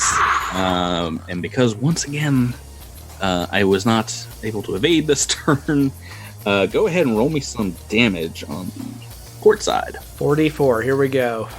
That is 10. Heard him. He said 44. He said 44. That is 10 damage. All right, so you see some of it absorbed by the port side shields, which have come back up, but that is enough to get another critical threshold. Yes. Oh man. Random. Oh, wait, not sensors, not sensors, not sensors. Yeah. You get to roll this, Drew. Here we go. 18. 18 is indeed sensor. And if it makes you feel better, they're malfunctioning now. They're beyond glitching because I didn't care to repair. We are on to turn 6 of combat. Nikithi, what do you want to do? All right, maybe Nikithi hails wind and says, Captain, I could take a risky maneuver by trying to divert power to multiple systems of the ship, or I could fix the turret. Any preference? Fix the turret. Ooh. It Going shall be offense? So we're gonna try and patch. Oh, Ooh, boy. Ooh, Don't like to see those. You don't still have a reroll for this season, do you? No, we are out of rerolls. That is a 1 on the engineering check. One of 2 things you could have rolled to fail the DC 13. Gun's still glitching. Oh, good. Helm Fates, what do we want to do? Miles, reacting here, reacting gunnery. Gunnery. Then, let's see here. We're doing straight rolls. Straight initiative. Bump vessel, let's go. All right, here we go. Ooh, no. I've rolled. Yeah, baby. I've rolled very low, and you've rolled very high. Da da da da da da. Only skill checks. Yeah, I was about to say, this is like your second or third natural 20 on the piloting check. I'm just gonna go here, and they're just gonna come and try and keep pace alongside your ship, putting their port into your starboard. Now, what would you like to do? You know what I'd really like to do? Don't you dare say fly-by. No, I kind of want to do a back off. Oh. Do a back off and then fire into their port shields again. Okay, so backing off, moving backwards, which would put your forward into their port, right? Correct, yeah. Now, can you fail the back off maneuver? I believe it is also 10 plus 1.5. So I think it's 13. 13. Yep. Nope. So I think I'm just going to go ahead and do it. Whee! So sliding back, basically as they're like putting all power to the engines to move forward to catch up with you, you're just like, not today. And slide backwards. reverse thrusters go. Yeah. Okay, well that's keeping their coil gun out of range. Let's get into gunnery. Let's get into shooting. All right, you got a +1 from the computer, I'm guessing. Yep. So this is at a -1. Let's do it. Nope. Oh no, That's a natural 2. Oh man. You guys might need to switch position. Rolling. Yeah. Well, roll like absolute garbage. Well, it switch positions doesn't matter because I mean this is still -2 for everything. Not that it would help with the toot, but That's a good point. They have demanded of their torpedo bays to lock onto you and not miss this time. So let's try. Maybe this is their last torpedo. Come against your starboard side, right? Yeah, I think it's limited fire 5, and then it takes 10 minutes to replace them. So I think this is the last one they got. D20 coming at you. Oh no! yes! Wait. Okay, wait. quantum time. Quantum time. Come on! Come on. Need it. 12 on that. Oh, That is a hit. Oh, thank goodness, jeez Louise. And this is indeed. I will part the curtain for you all. This is the last torpedo I have. Lesson injury? Oh no! 13 points. that's not good. Which is 9 hull points. Is that to forward or starboard? Starboard. They are the same right now. Which means we are not yet in that last critical threshold. but you guys aren't doing too well. Well, we have passed one more. Yeah. 20. Oh, yes, correct. Passed one at 16. Past one. So let me go ahead and not roll a D100 because this is going to your guns. Locked onto guns, which means it is a D4 for a random arc. You don't want me to roll this one right now. Ooh. Oh no. That is the front arc this time. Dude. Yeah. And bad things happening to the ship as you take another torpedo hit. There are red lights flashing on the bridge of the Phoenix's Respite. Turn 6, a rough one. Turn 7, Nikithi. Stuff is happening very, very bad in the engine room. You see both the turret and the laser cannons on front seem to be glitching. Should we balance the shields? Can't you do that? It's a science officer thing. It's a science offer, and it really wouldn't be all that great because it just lets me redistribute things, and we only have 18 total. So, so everything has to be even, and then leftover goes into the front arc. So I mean, that's not bad though. I mean, the aft hasn't even taken any Okay. damage. Okay, that's fine. But we have Let's do that. But we have two glitching systems. So do we want to waste the time to do that? I mean, I have a computer. I am trained in computers, but I have nothing bonus to computers. I could leave my turret to balance the shields, while Nikithi tries to fix something. The DC is 15, or no? What's the DC for balance? The Probably DC also 13. Is 10 plus 1.5 times, so it's 13. Mm-hmm. Miles, what's Wynn's computer score? Wynn's computer score He's a hyper intelligent bear. is +8. I mean, we Wynn could go. try it We could go without a captain this round to rebalance the shields. if he succeeds. Yeah. You've already used both of the demands on your gunners. Is that something Wynn feels confident doing? Trying to get that science action going? Yeah. Okay, let me roll an engineering check. Let's go to that. Miles, you want to make that computer check. Sure. And you automatically 23. Baby. you automatically give 4 points back, right? Yeah. So now we have 22 points that we can, or 22 shield points that we can evenly distribute. Right. What would you like to do? Well, I think that means that's going to be 5 everywhere and 7 up front. So yeah, I'm pretty sure that the facts said that when you use redistribute, you can put them anywhere you want. Yes, that was a welcome addition. So awesome! Yeah. Awesome. But So- yes, if you want to put them in the front, that's not a bad idea. Yeah. Okay, I've made the adjustments. We're ready to go. So 7 front and 5 everywhere else. 5. All right. Round. Good job. That was a big roll. With Yeah. Miles. Yeah, for sure.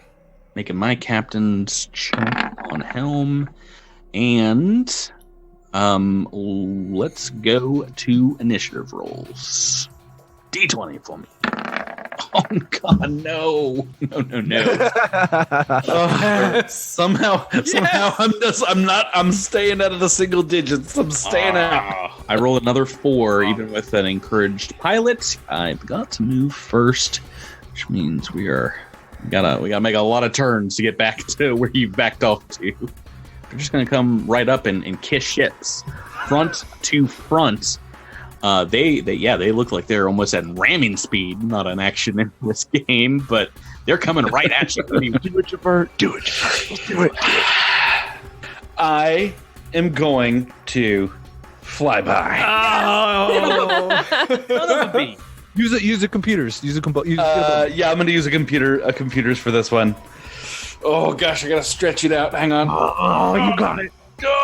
Okay, here we go. Oh, this is huge. Yes! Yes! So that was a 26. Yeah, 26 on the check. You know what I might do? I might start to turn and sort of come like around like this. Okay, right now, sort of where you've moved the ship, you're in their port side. Right.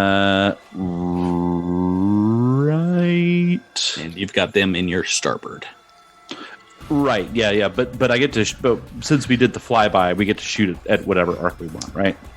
With the front arc. Yes. So Perfect. that is pretty useful. Yeah. I might stay back here in sort of their aft now. Because that way now Rebecca can shoot at the front, or Rebecca can shoot to the flyby, and Kaz can shoot because of the turn.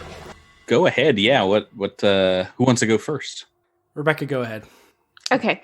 So this, I'm going to use a computer's bonus for this, which I think is the second, right? Yeah, it's the last one we have, yeah.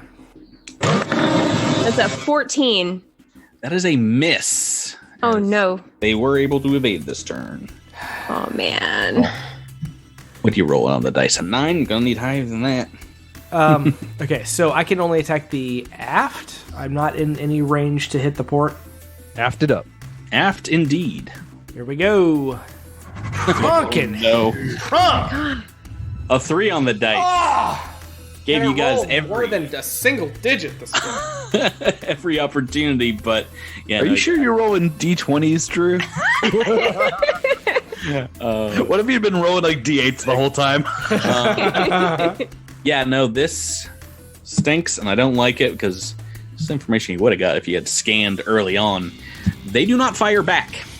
They have no weapons to fire at their aft arc now. Oh, yes. Oh, because the turret is out. We've got him now. Oh, The torpedo, yeah. I knew that they had one in the port arc. I knew they had one in the starboard. I wasn't sure, and Patrick was like, "Yeah, this ship's a lot like yours." And I was just like, "Well, our original one didn't have any in the aft, so I don't know. Let's see." Aft side, my only weakness. Okay. Turn 8. Yeah, without a scan, you're like, why aren't they firing? Go ahead, and Nikithi, you've got some glitching weapons. You've got some shields you can boost up. What do you want to do? Well, now that we, now that our suspicions have been confirmed of their aft side weakness, I think it's just best to try and fix these guns so that they can take them out. Do you want to try for both? That is a more difficult patch. It's a 13 for a single patch, I believe. You can increase the DC by 5 in order to do multiple ones and lower the amount of actions. So basically, you can do 2 actions and try and patch them at DC 18, I believe. If you fail, you fail. You're wasting. Let's do it. I feel comfortable. They're out of torpedoes. We've got shields distributed. Let's try it. Go big. Oh, jeez. Pronk, Tyler. 18 is exactly what you needed. Yes. Guns are fixed. Yes. Goodness. That was very close, listeners. That was very close. Very, very close. And let's go on to Helm. I'm rolling a nondescript dice here. Miles, are you moving back to the captain's chair? Yes. Do you want to act this turn, Miles? No. All right, let's go ahead and roll initiative. I am rolling a 18 on the dice. Oh, no. I busted out a 14. I got a 26. Oh, no. Together. They get to move second. All right. Let's see here. Could we turn and burn to put our aft in their face? I mean, yeah, so flip and burn would sort of like just point our starboard at them right now. So we would probably want to. I mean, I definitely want to evade for this. Yeah. Because I don't think I can get in for a flyby. 1, 2, 3, 4, 5, 6, 7, 8. I can get in for a flyby. Oh no!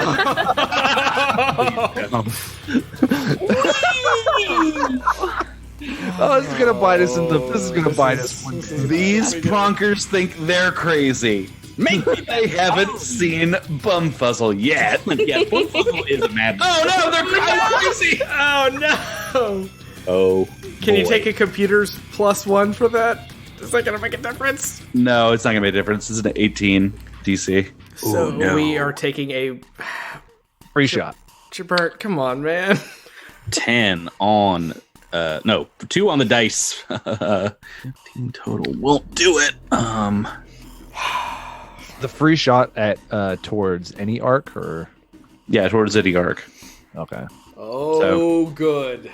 But they don't. I mean, they don't know that we've rebalanced our shields. So Yeah, no, they're gonna come up and angle their front back on your port side, and they're gonna get the only weapons they have left besides that. Their starboard and port laser cannons against. I think they're going to go against your aft for the free shot. Like as you mess up the flyby, they're just like taking a quick pot shot. So let me do that first against the aft. Natural 20 on the dice. Oh, that'll do it. Natural 20 on. Well, they don't double the damage. So Yeah, but do we still need to call somebody out? Oh, never mind. You cronking. Oh, cosmic crit. Everybody, those shields in the back are 5. They are down, and you take another 3 hull points, which means another critical. 2 criticals. 1 for the 20 and 1 for the sweet baby Janes. Jaberta blame you for everything. Yeah, well, it's all my fault. That's true. Drew, you haven't hit yeah, Drew, roll higher than a 5, and we'll talk. I'll buy you a coffee if you roll higher than a 6. I rolled a 19 the first. I'll send you a Snickers bar if you roll higher than an 8, Drew. Oh man, what do I have to do to get you to roll higher than a 10? Nikiti's gonna hide in a cargo box so he can maybe take less damage when we hit the ground. Oh boy. Okay, so these are both coming against the weapons array. Not good. D4's coming at you. 1 is the front. I've rolled a 1, and second one is against the aft. So turret's still glitching, front weapon still glitching, and that's not the end of my turn. I am firing against your port sides with the fronts. But I've rolled a 5 on this dice, which means it's very much a miss. All right. Big gun missed. The coil gun. It's Drew's turn, right? Drew. Yeah. Drew. Here's the situation, because these attacks happen at the same time. So this glitching system does not affect this. Does not affect it this round. Yeah. Okay. I still need you to get a hit. I'm going to encourage. Thank you. Oh, nice. Please. Smart. 23. 23 is encouraged. So that's a +2, and I still have a computer's +1 for this. This is a +3 for this, right? Yeah, well, both of the guns were patched, correct? Yes. Yeah. Oh, yeah, because you rolled just an 18. So, yes, right now, got those sweet +3 bonus. This is huge. No pressure, Drew. Just all the pressure. 18. Yes. 18's a hit. Yeah. Drew, I love you. I saw the 9 and I panicked. I immediately do. So does this hit forward? This is their forward. Okay, that's 44. Here we go. Come on, baby. No whammies. 13 points of damage. Pretty good. Jeez Louise. Good job. That is another critical threshold. Yes. All right, weapons. Do not roll sensors. Do not. Jeez Louise. Do not. Here we go, D100. Let's do this, baby. 2. Oh my god, that's sensors. That's sensors. No, 2 is life support. Oh, okay. That's all captain actions. Take it. Which doesn't hurt because that is where I'm actually gonna fix that one. We're not out of it yet. You guys aren't dead yet. We're back to engineering phase. Gonna have to divert some power, get those aft shields back up and running. All right. And they are. So 4 points back in the aft. Yep. Oakley dokley. Helm phase. Very important helm phase. All right. I'm thinking I might take a +1 on this one. I would. We need Need these to work. Not my... I had some close ones. I'm going to captain roll here for an encourage. Okay. Oh, boy. I need it. All right. So, initiative roll time. All right. Versus the Azlanti pilot. Rolled an 18 on mine. Oh, boy. fuck! Come on! If there was going to be one time to low roll, that was probably it. Yeah, it's true. It's true. Oh no, yeah, you rolled a 6 on that dice. Go ahead and move first. Don't you dare tell me. Don't you dare tell me you're doing a flyby. I'm gonna do a flyby. Wait, 1 second. I have to check and see if I have the movement to do that. Shabert, you're killing me, man. He's getting killed. 3, 4, 5, 6. I can do it. Oh, I can do it. come on, man. Oh I mean, no! Puzzle's gone mad. He's gone mad. you should have never let this goblin fly your airplane. Oh. That's what I'm thinking. All right, Bumfuzzle's going to do something that he almost never does. He looks at his captain. What's the call, Captain? What am I? I mean, just telling you whether or not to fly by. I mean, yeah. I mean, do you want me to do a flyby, or like, would you prefer for me to just sort of come around on him and do an evade? I'm happy to do an evade. That actually sounds better to me. Yeah, let's do that. Let's do It's a that. good move. Let's try an evade. So But for yeah. the con. For the Yeah, con. let's, right, yeah. So we're gonna like sort of come around like this, and yeah, we'll do like that. We're gonna come around on their port side and do some evading action. It's all good. I figured I will give you guys like a fighting chance by making a flyby attack against you. Flybys are just so too intense. Oh yeah, they are high risk, high reward / failure, and they're going to end up kind of moving a little catty corner and eventually right next to you. Now, I really need to roll well on this piloting check. Need a 1 here, bad. 13 on the dice is going to do it. Free attack, and that's going to be their front arc against your front arc. I've already used my captains, right? So gunnery phase. When? Who do you want? Who do you feel here? Well, I think only right now. Kaz is the only one that can attack. It's just Kaz. Yeah. Yeah, so I'll encourage Kaz again. 26. All right, keeping it going. And I'll take that +1 from the computers.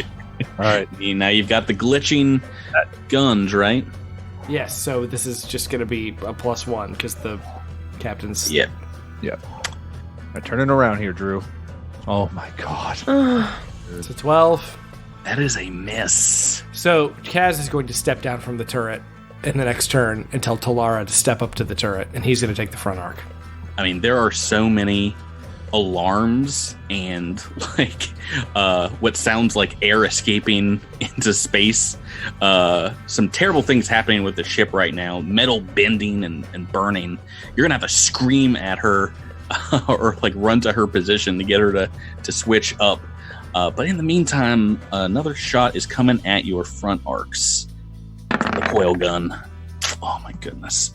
7 on the dice, I think, is a miss. Versus an 18. Yeah. Oh, good. At least we got that. That's minor victory. But I also have the port to your starboard light laser cannons. Come on, please. 9 on the dice. I think. No, that's still a miss too. At this point, I didn't. It is so good. I didn't encourage. Dang. Okay. I was really hoping to wrap it up here and put you guys to bed, but we're going on. Next turn, Keithy. You got 2 more glitching guns. Oh, right. Glitching guns. Dang it. Glitching guns or shields, because we could really use either. Yeah, I would.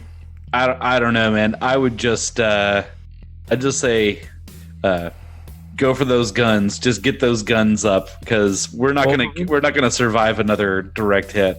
Yep. Okay. Both of them? We got to, man. Okay.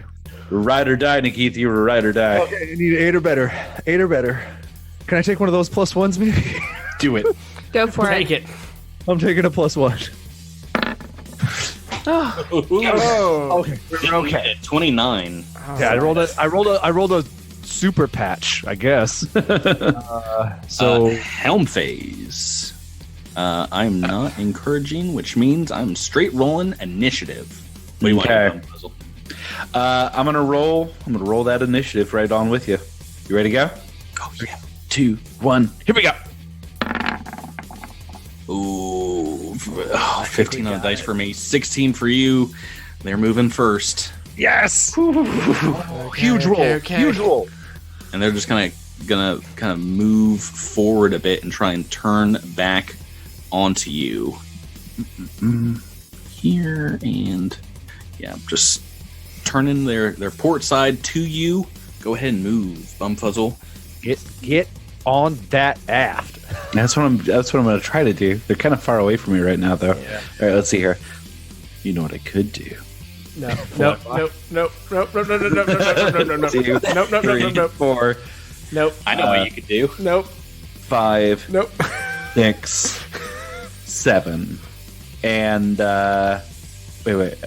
Oh gosh, is there a way I can get this? So I don't think we can get the front lined up with their 4, unless we go right here. Unless you go like 1, 2, 3, 4, and then your front at their port. Yeah, their front right at the port. Ooh. Although I guess we wouldn't really be able to see the aft at that point, would we? No, and we would take a shot, but I think it's more important to have the front facing this Yeah, that's true. Yeah, so let's do that with an evade.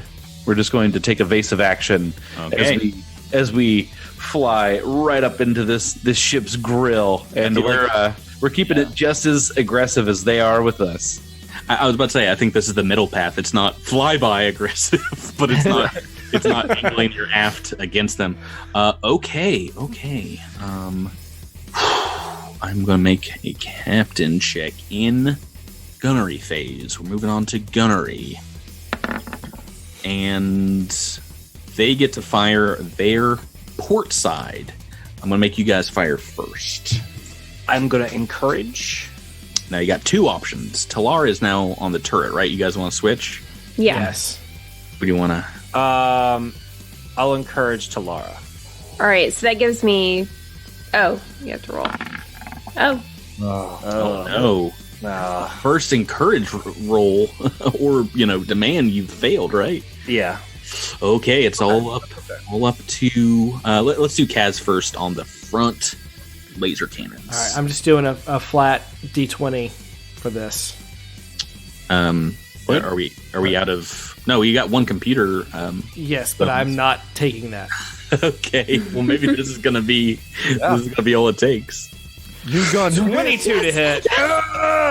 New gun, who dis? Luke, you've turned off your targeting computer. Is everything okay? What does that? Oh, that's a 22. That's a hit. For 44. Here we go. Jeez. 14 points of damage. No. Drew. So Drew, what kind of candy bars do you like? You might be able to 1-2 it right here. Yeah, the shields are down. They're taking another critical threshold here from that one hit. Did more than their critical threshold. Go ahead and roll D100, Drew.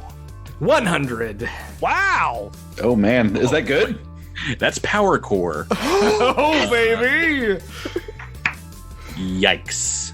That applies to all engineer actions except hold together and patch, to fix it. That is not good. Shields are down. Talara, go ahead. This could be All right. it. And I'm using that +1 as well. So Oh man, I wish you had that reroll now. I know, right? Oh, that's a 23. Yes! Oh my god. Yes! Another hit. Awesome. All right, so 44. That's going to do 8 damage. And the ship is obliterated. Yes! Yeah, baby! Oh my god. Man. 22 points of damage in a single attack round. That's what I'm talking All about. it took was switching guns. Yes! Oh man. The Barazad just goes listless, completely dead in the water as you open up against the side of the ship here. But yeah, it is less than 10 seconds later as you guys are celebrating in the in the command center of the Phoenix's Respite that there is a blinding white light, followed a second later by hazard lights flashing across the Phoenix's Respite, and then a massive blow to your ship. The Barazad has auto-destructed, and about half of the ship has obliterated the Phoenix's Respite. This does hull point damage to your ship, about half of its hull points. You have taken 22 points of damage. And critical damage lights start flashing. The Phoenix's Respite is dead in the water as well. The ship's computer begins to blare as you guys are like coming out of it. You know, you're shaking out of your chairs, out of your positions. And bad times are ahead as the ship lists for a minute, and then more alarm bells start going off. It seems like you are in free fall above Nicandus. No. Pronk. We're going to do this very quickly because, like I said, this is danger zone for you guys potentially crash landing. You have, like the ship's computer brings up a descent trajectory that puts you back into what is known as a hard re-entry into the planet's cloudy atmosphere within the next 10 minutes. Does anybody have any healing abilities? I know you just ripped the med bay out of the Phoenix's Respite. Does anybody have any serums left they want to use? Yeah, Kaz will use a serum. I would recommend it for those of you very weak. Because I don't know how much we ended with when I ended with 0 HP last time. Like one. You would have had one. Yeah. And now I have 2, so that's fucking great. Good start. That sucks, dude. I was so excited for you, but yeah, if you're in adjacent squares, this thing goes off. We're going to do this very quickly and wrap this up. This is how things are going to go in this crash landing. It is going to hurt no matter what, and it is going to have the potential to possibly kill some of your characters. It is going to be very rough. If you do nothing at all, you are taking 10d8 points of damage right now. Escape pods? It is up to you if you want to escape, but the ship will be completely lost then. If you do nothing, it crashes and it's destroyed. So I'd rather lose the ship than ourselves. I say we take the pods. There's nothing Wynn can do. Bumfuzzle's going down with the ship, gang. This is where all my stuff is. This is the only object I own. How many actions do we have before we have to make the final call for escape pods? So everyone has basically one thing they can do as a team to try and survive and reduce this damage. Each successful skill check or whatever roll you're going to make here is going to knock off potentially 1 or more d8 from this. Okay. Depending on how well you do, down to like a certain minimum. And you have some time. You have the basically just a few minutes before you have to decide whether to ditch out into the atmosphere. First off, though, Nikithi, if you're still in the engine room, the engines have basically flatlined. You have to, put on your spacesuit just to work back here. It's almost open to vacuum. You think that you can divert power to the thrusters in order to give maneuvering jets and allow Bumfuzzle some control over like altitude and the ship's like angle. This is a DC 15 engineering check though. Oh no. Okay. I mean, I think Nikithi would realize that if he made it, like, he could make it to an escape pod, but that would leave Idis, like, on the ship, which means Idis gets destroyed. And, he doesn't want that. Like, yeah, he could maybe remake it, but this frame, this prototype iteration is special. It wouldn't be the same if he remade it. So he's in it. Yeah, he's got to be. I mean, if you want to like have left it back on the canvas, you can. Like, that's up to you if you're dragging it onto. I didn't think you were taking it aboard the Oh yeah, he would never would never leave without her. So I imagine you're just like dragging it like a broken toy behind you. yeah, it's on. I imagine it's on like a hover lift, with various tools and stuff on it as he was working on it. So it sounds like you got a D20 roll to make. Oh my gosh. Okay. I have a +10 engineering, so this has to be a 5 or higher. Yes. Okay. Okay. Thank Rolled God. a 9. All right. That is a single success. Okay. You still have time to bail out, but you Bumfuzzle get like some degrees, and it's just that you're maneuvering jets back, and you think you can maybe nose up at the last moment with Nikithi's help. Yeah, I'm gonna try to put the nose up and do sort of a like an arrow burn, and I bleed off some speed as we're coming down by facing our wings into the atmosphere as we're coming in. All right. You had this like horrible thought like at the beginning of this battle, but it's come back to bite you now. This might be the last time you get a chance to speak with your crew, to push them to their limit. You can use either diplomacy or intimidate to whip them into shape and give an inspiring speech to see if they can get through this. Does either of them? I guess it doesn't matter which one I do. It does, because you have a D6 you can use on Intimidate. Yeah. I would choose your best. It's either diplomacy or intimidate, I imagine. Okay, so I will try intimidate. It's a 22. What's Win say? Win just reminds them that we are in the black of space. There's nothing between us and the planet below us. If we do not succeed, we are dust. That is a couple of successes. So feeling pretty good there. Now, this is, I think, next we're going to Kaz. Drew, I'm going to give you either the option to use the ship's scanners to search for a softer landing zone, or to just like use your peepers out the viewfinder as you're now like burnt into the atmosphere, and you can use just perception to try and find a place to land. How do I have time to use another healing serum before we do this? You do. I'm gonna do that. Use my last. You're the only one who survives this. No, right now, no matter what, if we take a single D8 of damage, I'm dead because I only have 2 HP. You're not dead. You just go unconscious. You're not dead, but you're very, very possibly dead. You rolled the 1 on that previous one. Roll me another D8. 4. Good lord.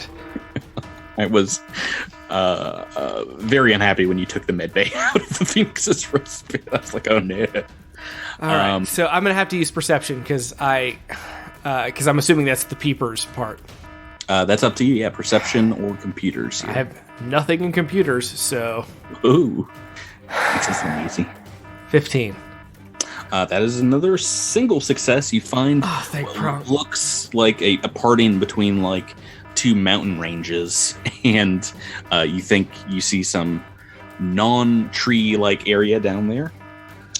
Now it's up to you guys. You've had a couple of successes. If you want to bail out, or you have a few more chances with Talara and Bumfuzzle, finally to save the ship, to save the Phoenix's Respite. Do it. From what I've heard, most everyone's wanting to stay on board. Yeah. What are these escape pods even for? If we jettison out and destroy the ship. Okay. 10 feet above the ground, we get to the escape pods.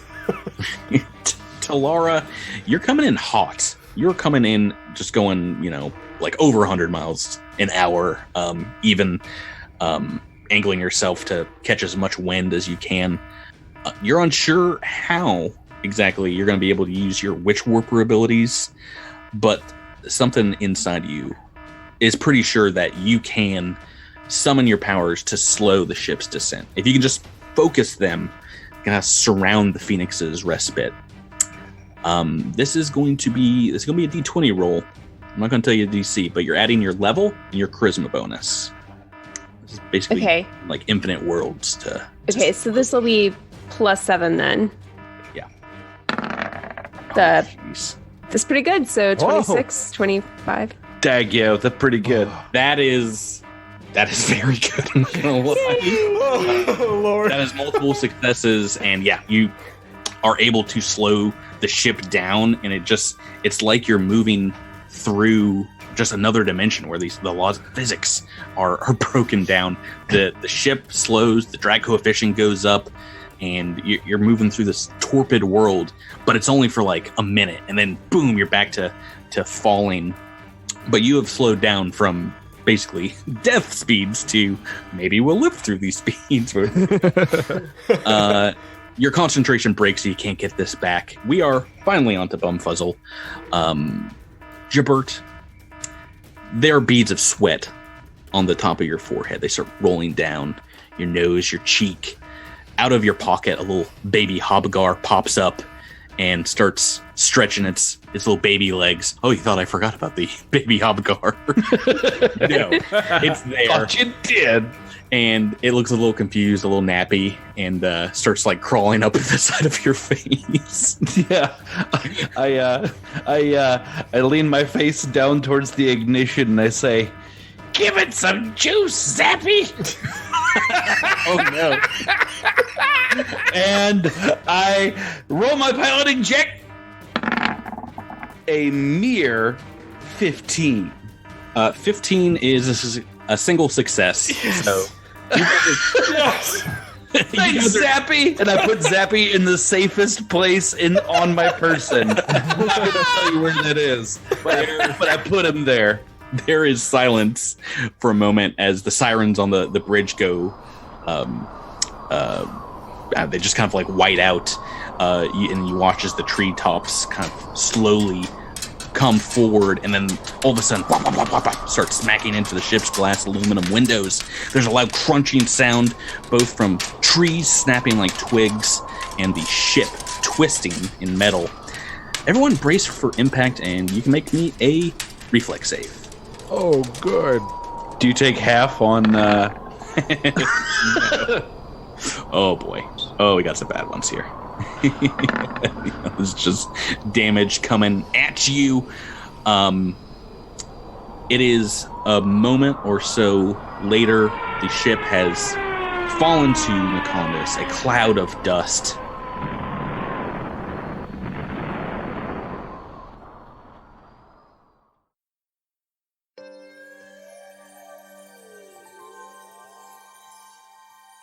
Kaz wakes up first.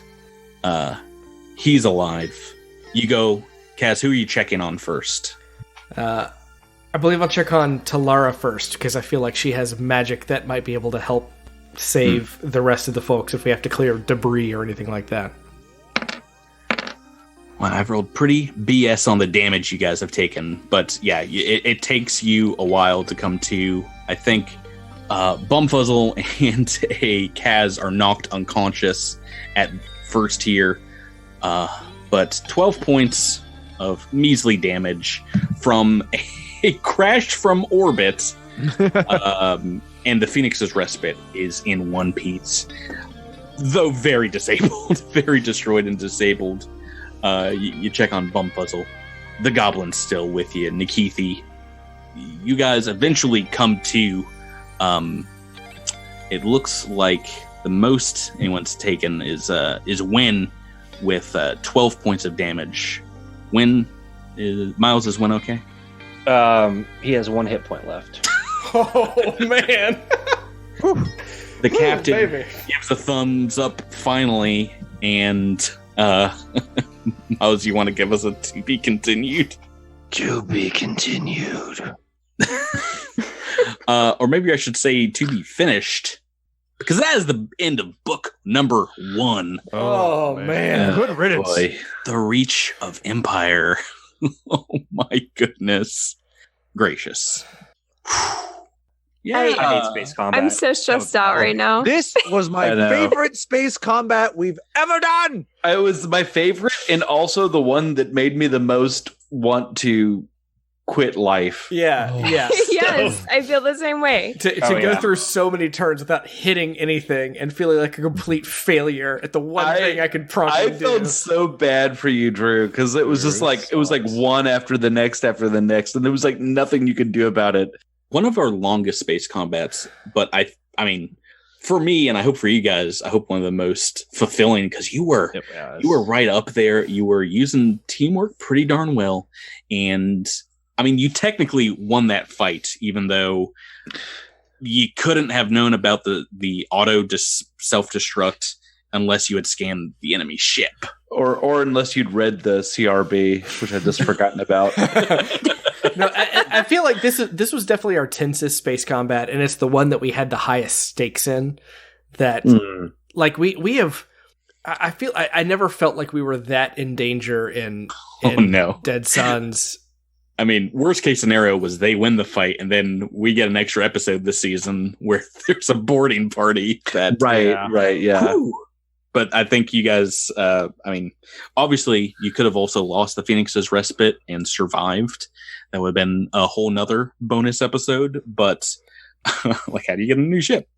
Unfortunately, I guess you've gotten the best case scenario, which is everyone's alive and the Phoenix's Respite is also technically in one piece. Boy, this is going to take some work. Do we have any sense of how far from Madelon's Landing we are? We'll have to find out next week. I think we might have like a little whatchamacallit. We're gonna have a field trip to the Delesco settlement. Yeah. Find out that mystery. Maybe the Delesco settlement comes to you. Oh, at terminal velocity. We'll find out everything.